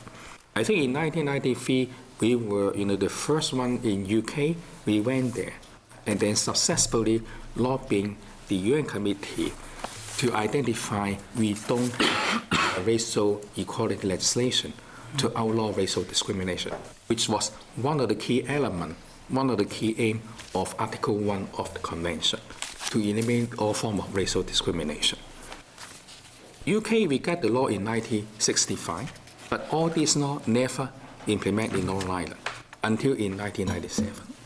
In 1997, we only have a broken law because we just copy and paste everything from the UK under the Race Relations Act 1976. I think early on, when the Human Rights Commission, Lester Lumby already answered some of the issue about the single law bill. I think part of it, we're waiting for that single law bill. That's why we agree we were not pushing our own legislation agenda. Simply because in 2000, in UK, the UK Parliament already passing through the Race Relations Amendment Act 2000 as a result of the Stephen Lawrence inquiry. So it fundamentally changed the race legislation, in which we still, never have that opportunity. Let's mention about the single law bill. We are ahead of the whole UK as a whole. But I think at that time, I was one of the 6 panel members on the single law bill advised the administration about depisalization. In 2006, we already starting, draft up, chapter by chapter by the late 2005. 2006, we got the first meeting informed by the official. We might have a new government. So as a result, everything stopped. And no official telling us, what's the status. So you can imagine, by that time, the race issue, every other ground already quite well progressed in terms of the single law bill. We're just waiting for the last touch, but it never materialized. And then it all hit with the whole race legislation, because I mentioned we got the law in 1997. We only get the 1976 legislation, which is the broken law. And a lot of case law already changed fundamentally on the principle.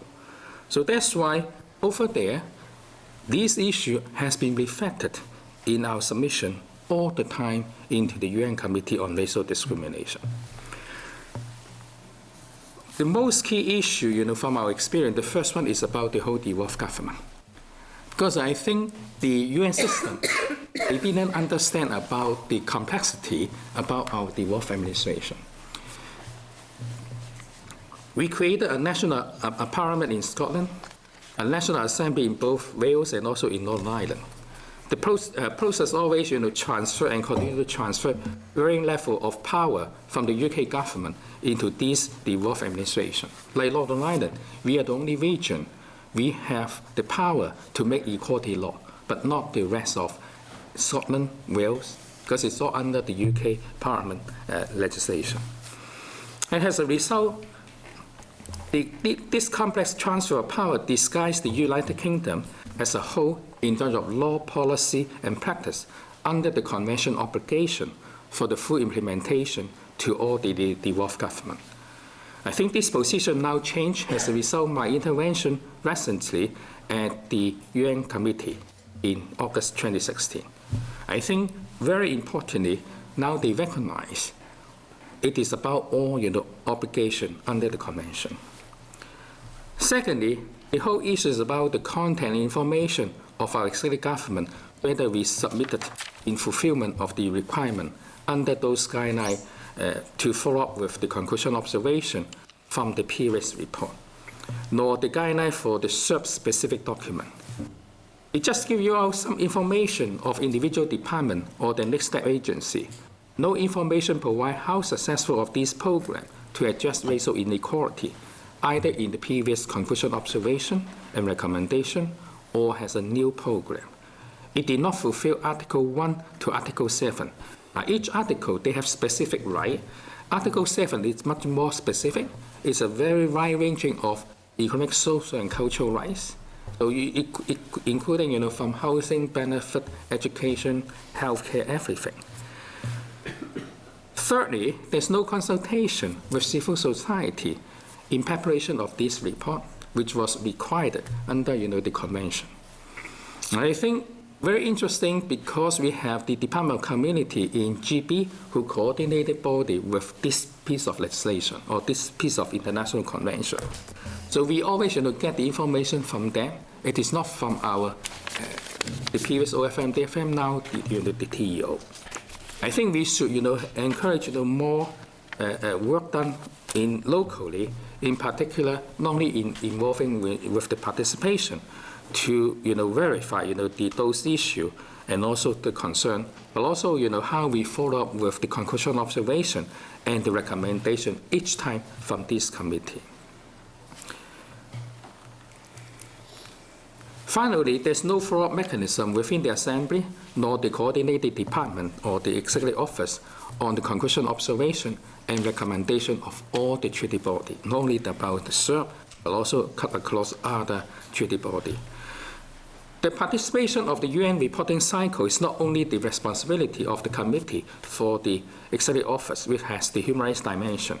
It should be the collective responsibility of all relevant Assembly committees, coordinated by this committee, to hold the minister and relevant department and all the next step agency accountable to the international human rights standards, which is underpinned in the Belfast Agreement or the Good Friday Agreement.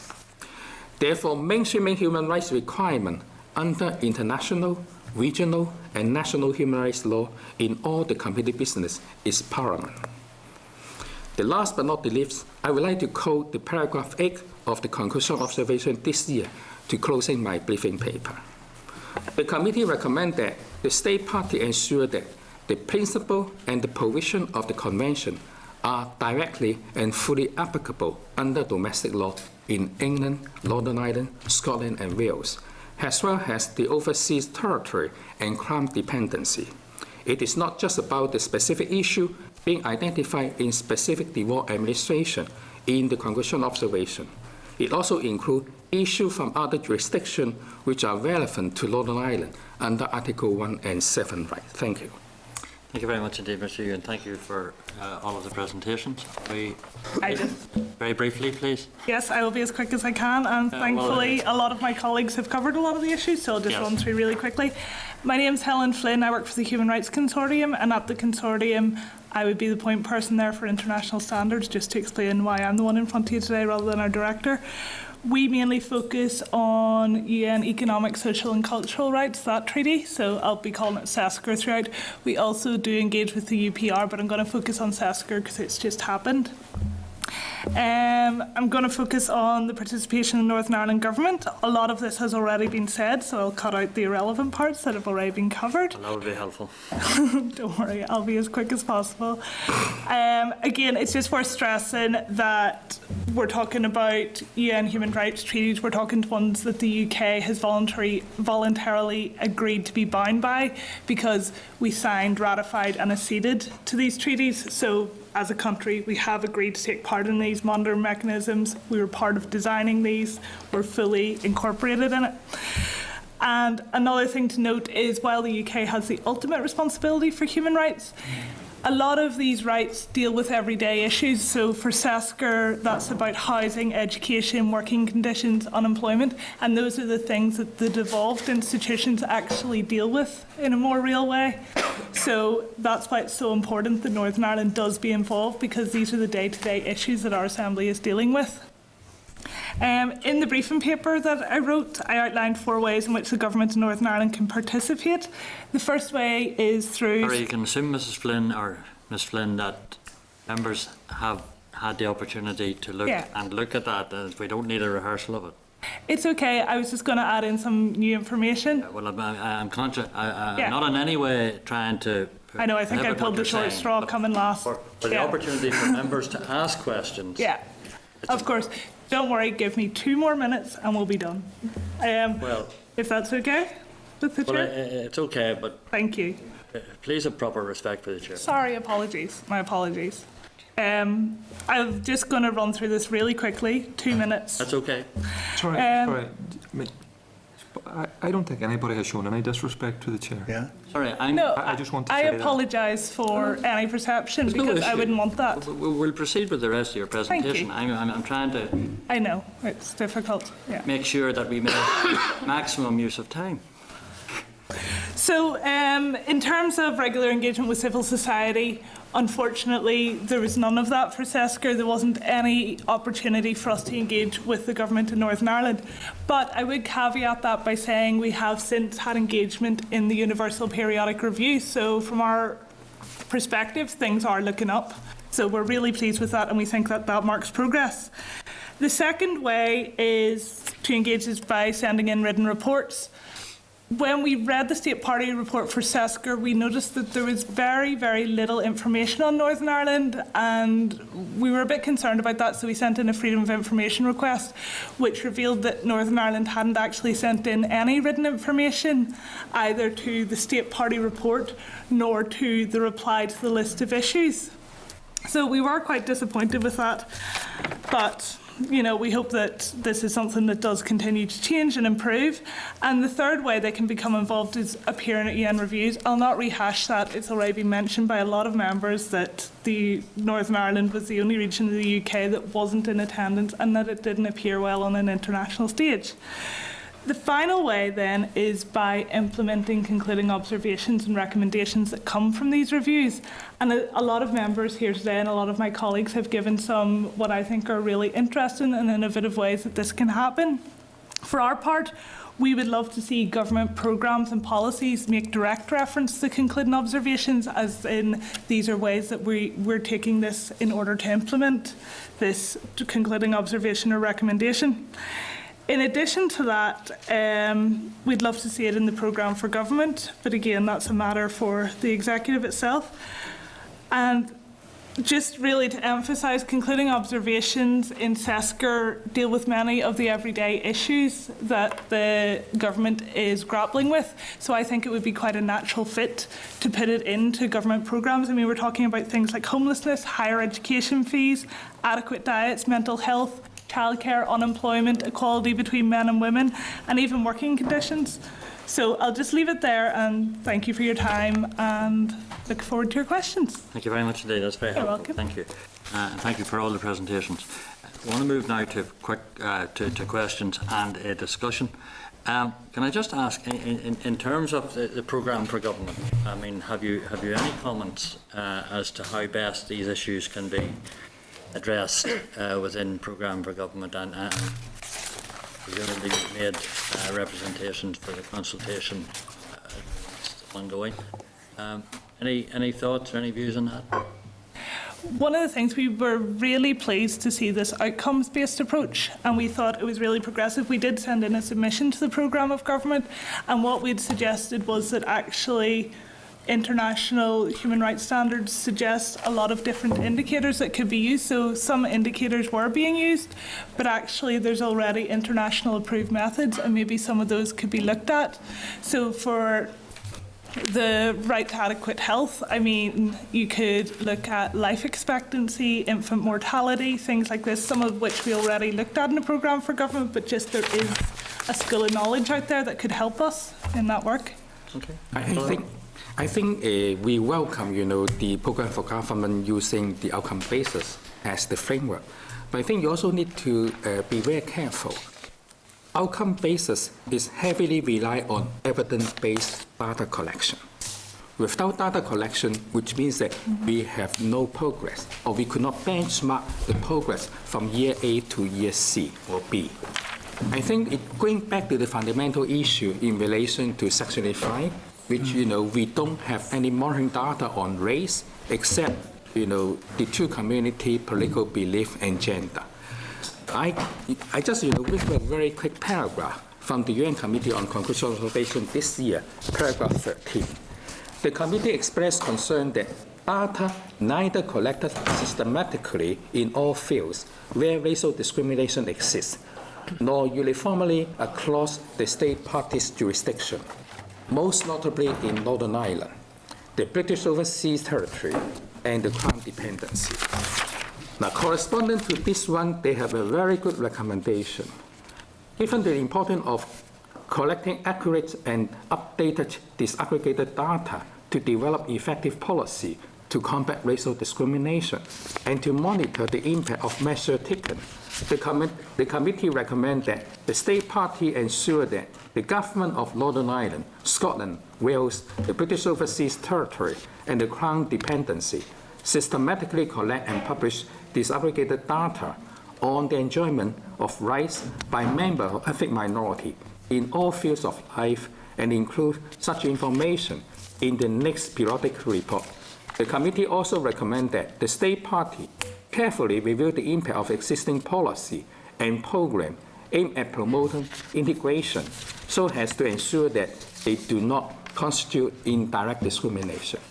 B, considering adopting a detailed action plan with concrete targets, monitoring mechanism, and sufficient resources, including temporary special measures to secure the adequate advancement of certain ethnic groups to ensure that persons belonging to such groups are able to enjoy their rights on an equal footing, taking into account the committee's general recommendation number 32 of 2009 on the meaning and scope of special measure in the International Convention on the Elimination of All Forms of Racial Discrimination.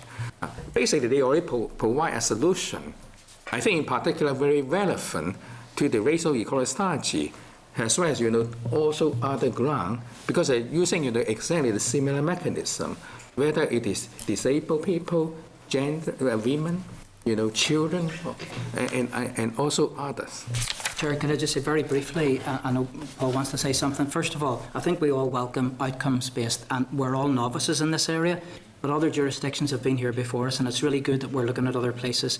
The second thing is that reciprocity and interdependence is always something we've held to be good. People come here and see what we've done here, and marvel very often at whether it's the education, whatever. And therefore, there's a bit of an arrogance if we don't feel we can learn from elsewhere. And I'm really glad that the executive has said that we're open to learning from other places. Consistently in all the inequality surveys we've done, one of the major blocks in every survey is the lack of disaggregated data. Now, this, in a sense, Europe didn't need to tell us this. So, for example, recently, housing inequalities, we struggled to find disaggregated data on a number of areas. Ethnic minorities is one, same-sex attract is another, exactly the same in education. I don't buy the fact that it's too difficult to get. I think that you measure what you value and value what you measure. And I think a very simple way would be to begin to collect this data, and then at least we've got the benchmark that actually has been mentioned in this one. Welcome it, therefore. I would love to see a reference to the international treaties somewhere in the programme for government preamble. But I do think that if we work through some of its recommendations, it will actually be a partner to help deliver on probably 5 or 6 of those outcomes, Chair. Yes, just really to emphasise the point that we have called in our programme for government submission for stress the importance of disaggregated data. It's an issue which we raised with the CERD committee when we met them in August. And as Patrick has said, it was one of their key recommendations.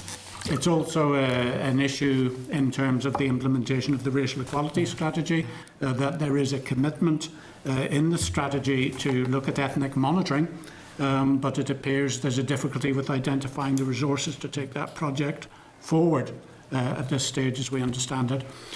Furthermore, then, in terms of the UN Disability Convention, the list of issues for that will be considered in February of next year, with a substantive hearing in the autumn, and that again is likely to consider the issue of disaggregated data in relation to persons with disabilities, in relation to Article 31 of that convention, which requires the collection of such data. Thank you. Just on the issue of, non-attendance and non-consultation, I suppose, with civil society, or that which has been referred to. You are kind of like our previous guests, relatively toothless tigers in this. You can ask, but there's no guarantee that it will be acceded to. Have you any other suggestions as to how progress can be made from your perspective? Yeah, I live with this day and daily in the job that I do, because, it depends on people, what people understand by equality or human rights, whether or not they think it's a good or a bad or indifferent thing. And it's a bit the same with international treaties. I think most people don't actually recognise the protections that these afford us, and therefore maybe it isn't an everyday conversation. I don't have an everyday conversation about it. So I understand why, when it turns up, people may feel, well, it's not important or have other things on. So it's not to any way diminish other work. It's simply saying, if the international community recognise that these, well, first of all, people are born as rights bearers. Governments don't give people rights. They don't earn rights. We don't sort of dole out rights. So as long as we recognise that people have rights inherently when they're born, and therefore how then do we help make sure that those rights are protected? Now, international colleagues are telling us this is what we think you can do better. And therefore we may find that a hard thing to hear. Now, one way to do that is to argue our case when we're there. So absence actually isn't a very good, argument. I think civil society, Chair, we do consultations. When we do them, we can do them really well here. I came from the youth service. Some brilliant consultations took place there. And Patrick said, and I genuinely don't understand why civil society wasn't involved in the consultation. A lot of this disaggregated data sits with civil society. So if we want to know how many young mums there are at school, we actually will go to somebody like Bernardus or NSPCC to get the data, and not to the statisticians. So I'm simply saying, with a little bit of partnership working, I actually think this is potential. And I think that the commitment I hear on the outcomes-based, where we do things together and not apart. So I'm actually very optimistic on this, Chair. Okay, thank you. I want to move to other members. Mr. McGuigan. Thank you. And thank you all for coming, and thank you for your presentations. It was very useful. We're discussing very important subjects here, and I think it's important that we get to hear the importance of the subjects that we're talking about. Just in terms of yourself, Michael, you had mentioned and you didn't elaborate, but you did say about gaps between here and other places with regard to disability and race in particular. I think were the two, I certainly would like to hear a bit more and a few examples, because some of this is complicated stuff, and you're the experts on it. And it's always nice to hear examples, so we can put it in the context of just exactly how our rights have been diminished. And you mentioned those two areas, so just in that, and then just, I know the chair wanted Brexit free, but it is important, and it's an important aspect of the whole debate in terms of how rights can be protected. So elaborate a bit on that. Okay, let me take the first. Was a rather forlorn hope that I Paul can elaborate on this, but ultimately there are areas within the race protection that both Paul and Patrick can elaborate on, and they're a little bit technical around race and ethnicity and nationality, but ultimately there are less protections in those areas here than there are in Britain. And it seems bizarre when you cross a piece of water that protections are diminished. I'm happy, absolutely. We have a paper we can give you to give you the technical details. And disability, associative disability, for example, has much more protection given a particular case that happened in court. And we're now looking at how we might bring that. So if someone has a disabled child, for example, the protections that if they're discriminated against because of that, they're better protected in Britain than they are here. That's in very much layperson's terms. There are some other areas where they're better protected as well.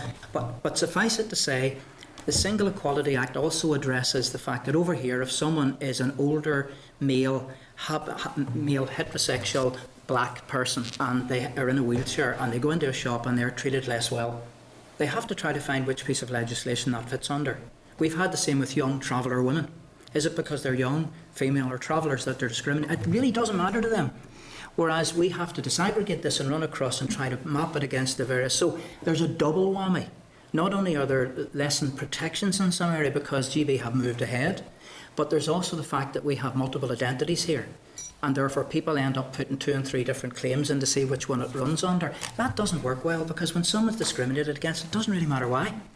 If it's on a protected grounds, they should be able to work on that. So I'm very happy, Chair. We have a very short paper which we can send on, which shows you the outstanding gaps between ourselves and GB. That would be useful. The second one, very simple, is basically, again, happy to come back and give you, talk to you about what we see. But again, for the misinformation, the UNCRPD, CEDAW, that's the one, discrimination against women, racial discrimination and the Convention on the Rights of the Child won't be diminished however we leave the European Union. There are, however, some issues to do if and when the UK leaves. Some of the EU treaties that derive from EU law, we will be less well protected, and part of that depends on what parts of existing domestic law the UK and indeed the Northern Ireland Devolved institutions ratify. Now, we have developed a policy at the Commission last month. Very happy to come back and explain to you where we believe there could be the potential for rollback, and not to get in at the behest of the Chair today to the debate. Suffice it to say, misinformation, once it becomes current, can very quickly become fact, and therefore then become fear, and part of the fear. So I think what we're saying is we can give you as much as we know now, and that's saying under the current situation as we currently sit, we can tell you what protections are. We can tell you what protections continue through Brexit. What we can't tell you is where the rollback's going to be, but we can say here's the areas that you need to be concerned about. And I think we're saying keep your eye on the rollback. And sorry if that seems to be, teaching you something you already know, but we have real fears that because people are unaware, there may be the law of unintended consequence. I think I encourage, all the committee members with the conclusion observation of, all those treaty body, like CERP this year, ISCA, this year, and also the Children's Rights Convention. Now, this conclusion observation, not only you could learn from other jurisdictions what are the best policy and practice from Scotland, maybe from Wales or from England, and what will be the best maybe sometime in here as well. So I think that's why you need to read through all. In particular, the conclusion observation will be the framework for the next government report, which you and me have the responsibility to make sure the monitoring the implementation of this recommendation. So that's why there are a lot of work we could do if we starting from the conclusion observation. Now also the conclusion observation also part of the convention. If our government has used so, I think if you look at the wording in the CERP this time, they use the most draconian wording in a more diplomatic way.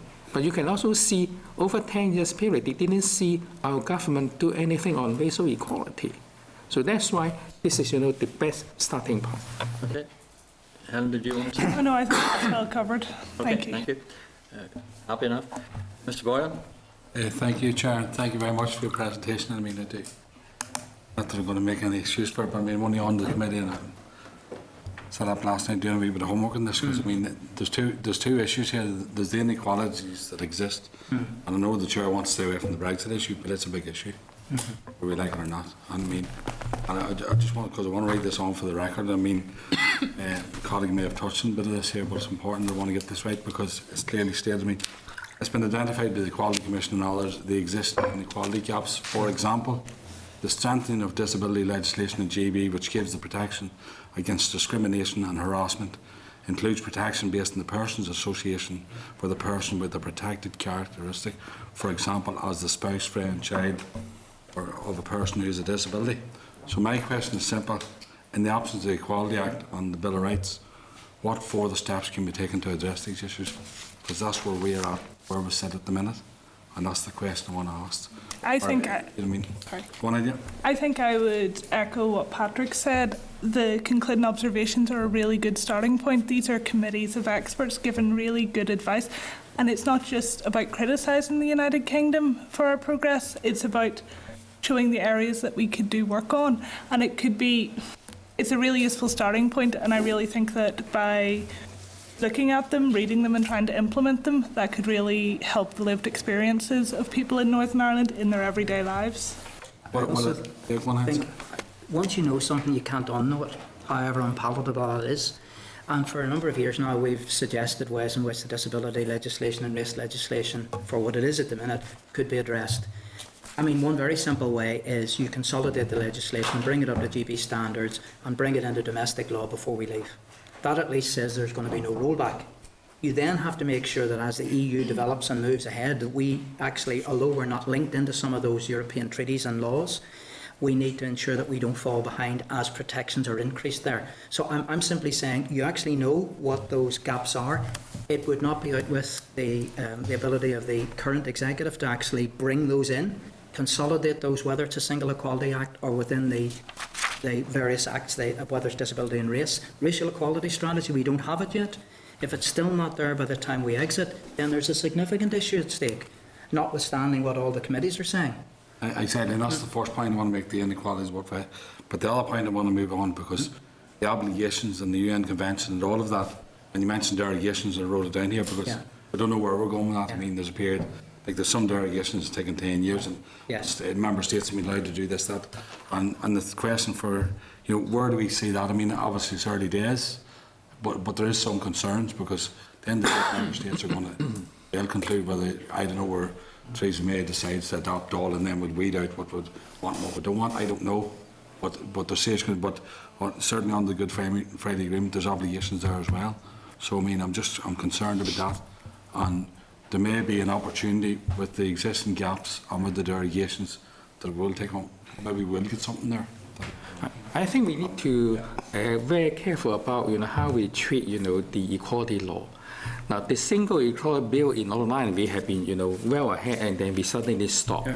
Now, if you remember the UK process to get the Equality Act 2000, which is not related with anything about the EU, it is a demand and the needs to reform the current of the law. So I think we are parallel in that processes. And if you're looking at the UN treaty body, 2009 when I was in ASCA, they already asking, how we could translate this into Northern Ireland. 2011, the Committee on Racial Discrimination arguing the same. They put very blunt word. If in the next report, if we don't have, the extent, then they will consider what will be the best option to extend to Northern Ireland. You can see these are, international standards. And it exactly cut across each of the convention about non-discrimination principle. Okay. But the outcomes-based chair you asked earlier about PFG, this is exactly an opportunity. Yeah. I don't think the outstanding gaps in disability are contentious. Yes. I don't think that this is party political. I know it's not party political, so I'm not sure what's holding it back. But if you did that, there would be a direct delivery for outcomes for those people who have an association with someone living with a disability. Now, race is slightly different, and it should be no less able to achieve, but we're closer on the disability because it's closer. It's a low-hanging fruit, in my view. Well, I'll finish with this point, and I think, Michael, you started off with the right thing at the start. There's going to be a lot of conversations over the next period of time yourselves, but I will say this. We have existing gaps, and then we have the Brexit issue, and then we as public reps are getting questions day and daily across all that as well. And we have to collectively get all that together. We have an opportunity. And just reiterate, Chair, very happy to come back, send you stuff, but happy to come back and answer questions, particularly on what we know, what we don't about Brexit.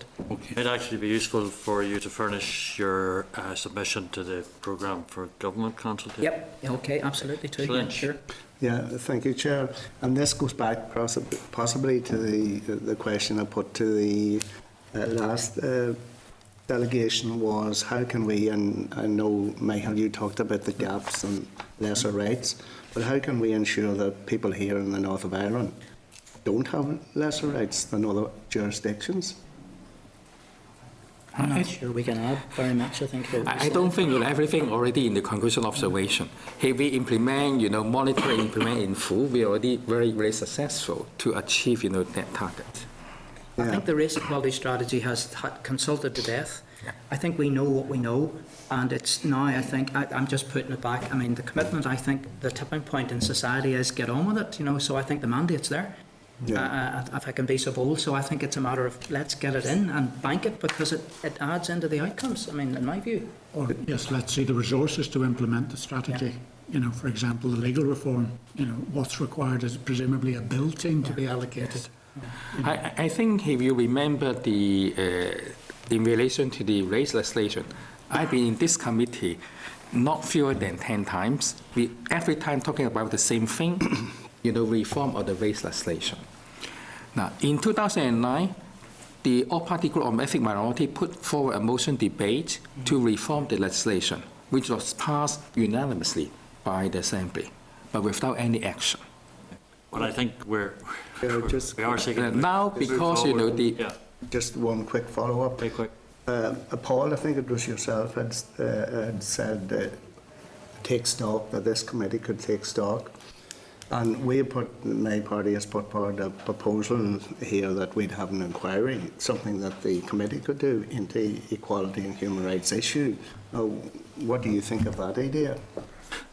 That would probably be one for the Chief Commissioner to answer. I think we'd probably welcome and give the bottom line is that we have a role as stewards of legislation and to tell you where we believe there are gaps and where there's good things going on, because this isn't just about bad news about the gaps, it's about the good protections people have which we don't want to lose. In terms of that, I would welcome an inquiry, if it was an all-party inquiry, that was actually looking at what can we learn from our international colleagues and also what can we share with them that we've done well. We've done some really good stuff here. We've set a standard, and sadly when I started Equality Way 10-12 years ago, we were ahead of the game from GB. The Equality Act 2010 flipped that, and we're in danger of even moving further behind. Yeah, thank you. I'm sure that's not an admission of fault on your behalf. Danny, I'm responsible. Okay. It's all answered now. Thank you, Chair. Some of my questions have been answered by previous members, and I appreciate that. And sorry, thanks for your presentation. It's been most helpful, particularly for me as a new member, to get my head around some of this. Sure. But my question's probably directed mostly at yourself, Mr. Woodlow. We just heard from the Human Rights Commission. What do the people in England and Wales lose by having a joint, a merged Equality Commission, Human Rights Commission? What do they lose? Or sorry. What benefits do they not have that we have by having two separate commissions? And I guess I'm asking the question from the point of view that is there, in some ways, split thinking? And I suppose also and I'm asking the question based on we have a motion on the floor next week in regards to arm's length bodies and the view of reducing those. So I'm asking the question more so that how do you justify two different buildings, two different support staff, and also then a split thinking? Well, there are two different questions. I think the first thing in terms of shared services, we now are a house of multiple occupancy in that there are 5 commissions with us at the minute. The Human Rights Commission actually haven't moved in with us. They may well in future, so the single building's still up there. The second thing in terms of whether an amalgamation now or in the future for the Human Rights Commission or ourselves, and to be frank, and this isn't dodging anything, in my 5 years this hasn't been a discussion that we've had as a commission. I don't think it's been a discussion from the Human Rights Commission. If this comes up from the legislature and asks us to consider it, that's a different issue. In terms of what's lost, we're both creatures of the Good Friday Belfast Agreement, and therefore we are enshrined in an international treaty, the Good Friday Agreement. We meet on a regular basis, both commissioners and staff. We co-present on a range of things. We share information. Could that be better shared as we're one organisation? I mean, the jury's out on that, frankly. People would say in Britain, for example, the Equality and Human Rights Commission in Britain had good relations responsibilities, and then that was taken back from them. So there's an issue, and they've been downsized dramatically. The one thing that benefits is that you're bringing together equality and good relations, and human rights rather, which sit together for many people. Is that better placed in a joint organisation? I genuinely don't know. But there's nothing, as far as I know, in either of the two organisations that's looking towards merging. If, however, the legislature says we've got to look at that, of course, as a creature of statute and as someone charged with a public duty, we would consider that, just as I'm sure our human rights colleagues. I don't think there are probably as many benefits as gains. Being in the same building's great. You know, we're with the Victims Commission, the Older Person, Younger Persons Commissioner, and CRC on a regular basis. We bump into each other, we talk. But, you know, with Skype, with telephones, with social media, we do that with our colleagues that are only down in the Cathedral Quarter anyway. I'd be interested to see, you know, what comes out of the motion on the floor next week as well. Could I say a little bit, you know, from the NGO perspective? I think firstly, you need to look at the nature of the Equality and Human Rights Commission in London.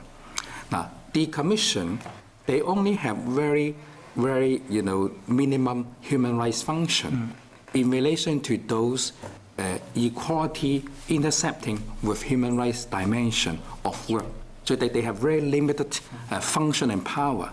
Now, if you compare with, you know, the Human Rights Commission in Northern Ireland, which is under, you know, the Belfast Agreement and also a special law to develop, I think in particular the Human Rights Commission, under the power, they have much more sophisticated power than any other statutory body in GB. They have the power to, you know, investigate. They could, you know, compel witness. They could also go to the premises to get all the information, which most of, you know, the commission in GB, they never have. So that's why we're very careful about if we try to compare about the function. We need to compare the function, not necessarily about, you know, using, you know, the resources issue. It's only one of the many issues. But if you're looking at the conclusion observation of, you know, the Committee on Racial Discrimination, the severe attack about the government cut a very severe cut across, you know, the commission, and I think they cut more than half of, you know, the staff member previously, but this time they cut another 20%. So that's why it's very, very rare, you know, put into the conclusion observation about, you know, they were not happy about that kind of cut. It will curtail about, you know, both the human rights and equality protection. Okay, thank you very much indeed. Sorry. May I just add as well, in context of looking at other devolved nations, although there's the Human Rights and Equality Commission, in Scotland they also supplement that with their own Human Rights Commission as well, so that applies to all of Scotland plus their commission. Thank you. Mr. Irwin. With your permission, Mr. Chairman, I appreciate your answers and all. This is an issue, a local issue to me, if I may ask the question. Yeah. Okay. Well, it's in relation to the play park in Uri, as you're all aware of. The Quality Commission, I met with them in 2012, and I was very pleased with that meeting. Come away very happy that things were going to be dealt with. But a number of years later, we found that after reviews been asked for by the Commission then accepted that the Uri Mourne Council had complied with their recommendation. Then an elderly constituent of mine, Mrs. Wharton, brought a High Court, went to the High Court to appeal the decision and to challenge that decision of the calling of the play park by the council. And all of a sudden, the Commission changed tact after telling us they'd done all they could do. Can you give us a reason for that? Why did it take a High Court? A lady to go to the High Court to challenge this, to get the Commission to move on this? I'm quite happy to answer this. I'm just aware that two colleagues are also here and there may be other questions, so happy to answer it now or wait until we've exhausted. Well, I think you're leading this. We are at the end of the other discussion. Yes, are we? Sorry, I haven't realised. No, it's not a problem, William. I'm very, very sorry. No, very straightforward. We have been about a month ago at a full meeting of the council, which was recorded, and there's also there was an audio as well as a written. So everything that we said is in the public domain, and I'm sure you maybe have access to that, so you can see exactly. We were there over an hour and give a very full answer. So I'm quite content to give exactly the same answer. Whenever we took a decision to agree that the Section 75 duties, as far as we're concerned, and what we had asked Uri Mourne to do, and I'm sorry for some people if this is sort of slightly to one side, but we had said they were in default of duty first of all. They then went back, took about a year, And when they came back, we examined the process, because that's what Section 75 covers, the process and not the decision. And at that point, we agreed that the process that we had asked for had been fulfilled. Now, some of the things that we accepted were accepted in trust between the both organisations. We accept that. But we took the opportunity at that time to say that we were disappointed that the opportunity hadn't been taken to consider an alternative name, given the sort of the politics of the local area. So even though we accepted the process, we still maintained the fact that we think that the council should have taken a decision in consideration of the greater good of the community, and that remains our position. Whenever the judicial review took place, we're like any public body that's open to judicial review. When the light of a judicial review shines on you and it says, here's your process, explain your process, which we did. There were two areas of the process that the judge at the time of the hearing for leave identified that in his view perhaps did not satisfy what we'd asked for, and they were around transparency. And one was where the meeting where the decision and vote was taken was held in camera. It was our understanding that that was the normal process of the council. The judge said when you look at that from the outside, a meeting in camera would not, in his view, stand up to what we asked for, i.e. a transparent process. Second thing was, whenever the correlation and putting together of the consultation had taken place, we understood that that had been put forward and not simply a whole lot of papers, but there had been a qualitative analysis with recommendations made, and again, that's what we accepted. It would have been difficult to have audited the proof that that did take place, partly because this was an in-camera meeting. And once again, the judge said, you asked for a full consultation. You took in faith that this particular area had been covered in this way, and there isn't the evidence to stack up against that. And once again, when you're open to judicial review and you're a public body, you've got to look at the decision. And what we did was we looked at the decision, took our own legal advice, and we believe that those two areas didn't stack up against what we asked for. So we basically went back to the council and said, we think we would like you to revisit two areas, not to do everything over again, but to look at those two specific areas, the transparency and the consultation, and we give them a time frame. Now, that was very clear when we went back to the council and spoke to them on this, and that's all in public record. My understanding is, according to local newspapers as opposed to direct information, that the council is going to take this back to a vote again. So that's where we is, and that's the reason. So the judicial review shone a judicial light on our process. It challenged two of the findings that we had, i.e., was it a transparent process, which we had accepted it was, and secondly, was a full consultation with the qualitative analysis taking place, and it would have been hard to have shown the audit against that.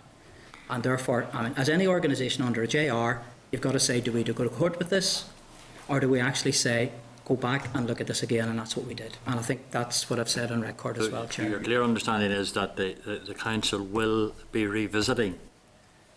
My understanding as it stands today is that we did a full presentation. We were then asked to leave the council meeting, and my understanding is that the council are going to revisit that, and I presume there will be a vote.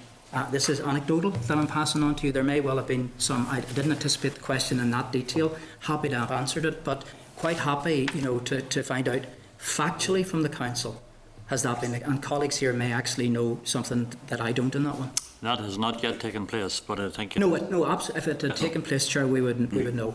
You can understand, but the general feeling in the community that I represent is that the Quality Commission is running for cover.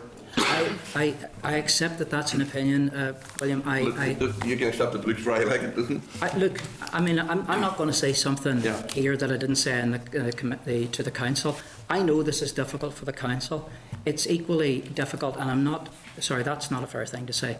The Commission had to take a decision based on judicial review and evidence shown, just the same as any organisation in the public field.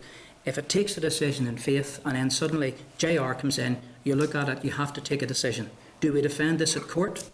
We ask our own legal advice based on the evidence that's now come forward, and we say, no, we need to get this right, so let's go back and let's ask for those two areas to be looked at again. Now, I need to stress, because there's a misunderstanding there, what we're asking for is two parts of this process to be taken again. Once this comes to the democratic vote, Section 75 stops there. So we have no control as a Commission over what that vote is. Section 75 legislation as it stands only controls the way in which you consult and bring to the table before the vote. So I don't want to raise expectations. There may or may not be a different decision. That's for the Council to take. We don't take decisions on behalf of public bodies. Ask Mr. Wardlow. Sure. How comfortable are you that, because of the actions of an elderly widow, confirmed the incompetence of your body? I don't accept the premise. I accept that's your opinion, but I don't accept that to be the fact. That's the outcome, isn't it? Well, it's a closed question again, Chair, with respect. No, I don't accept it. I mean, the Commission reversed or stood back from its earlier view. Yes, on the basis of which indicates some incompetence somewhere by someone on behalf of the Commission. Chair, point of order. Point of order. I mean, I'm not even sure if you're allowed point of orders. And what is the point of order? Well, the point of order is we've invited delegation here to discuss a certain topic. You know, I have 100 constituency type issues I could quite easily raise. Mr. Wigan, sorry. This isn't the forum for it. Well, sorry. I think that we should thank the committee for the presentation and allowing to leave. Yes.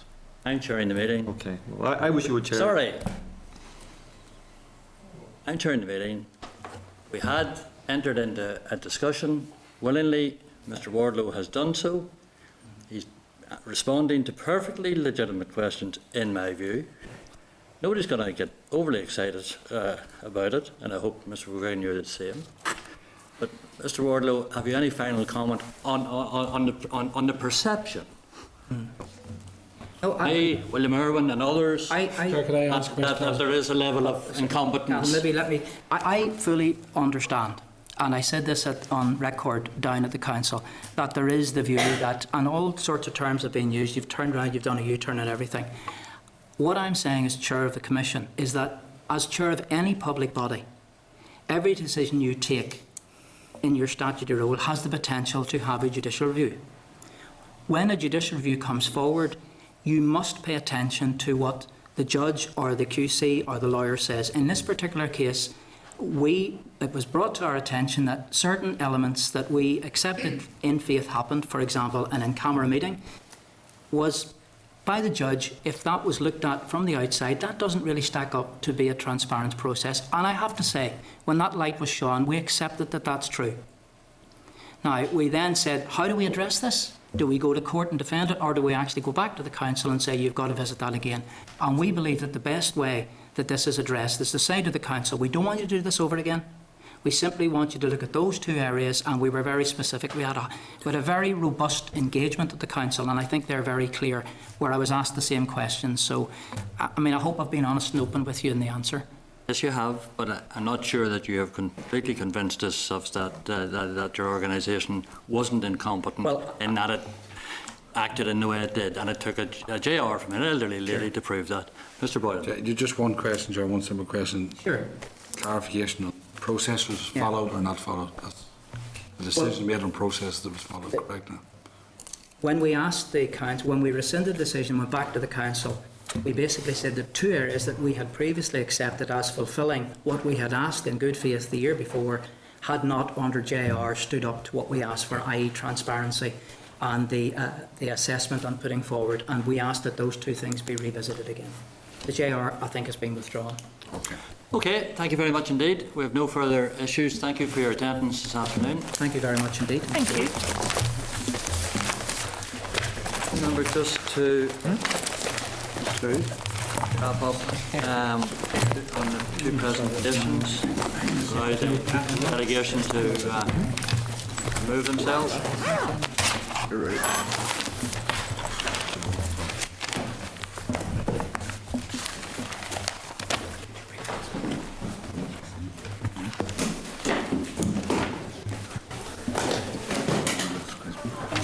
Thank you very much. Thank you. Thank you. Okay, are there any issues arising from the two presentations that we want to give attention to or seek further progress? Yes, Chair. I indicated, and you accepted, we should come back to later on, that we should, in light of the impending review next year of the UK treaties, that we should write to the executive in a positive manner, encouraging them to ensure that they do have appropriate representation, that they have all of the appropriate answers ready for that review next year, and encourage them to do that. So we're not placed in an embarrassing situation, at least that Northern Ireland is not placed in an embarrassing situation that was vis-à-vis the other devolved areas and indeed the United Kingdom government. Okay, everybody comfortable with that? Sorry, Chair, did the letter not say, and I don't have it just in front of me, I can find it, did it not commit to doing that? Well, I think I thought it did. I think there's an implication that it did, but I think it's just reinforcement. I don't think it's a hostile letter. That No, I'm not suggesting that. I'm just wondering if I think just clarification might be helpful. Yes. Okay, agreed. Sean? In light of Brexit came up there, Chair, and I know they were saying that there was huge impacts one way or the other. I don't know what way that could be, but would it be an idea to bring them back specifically on? And hope that I'm not in the chair.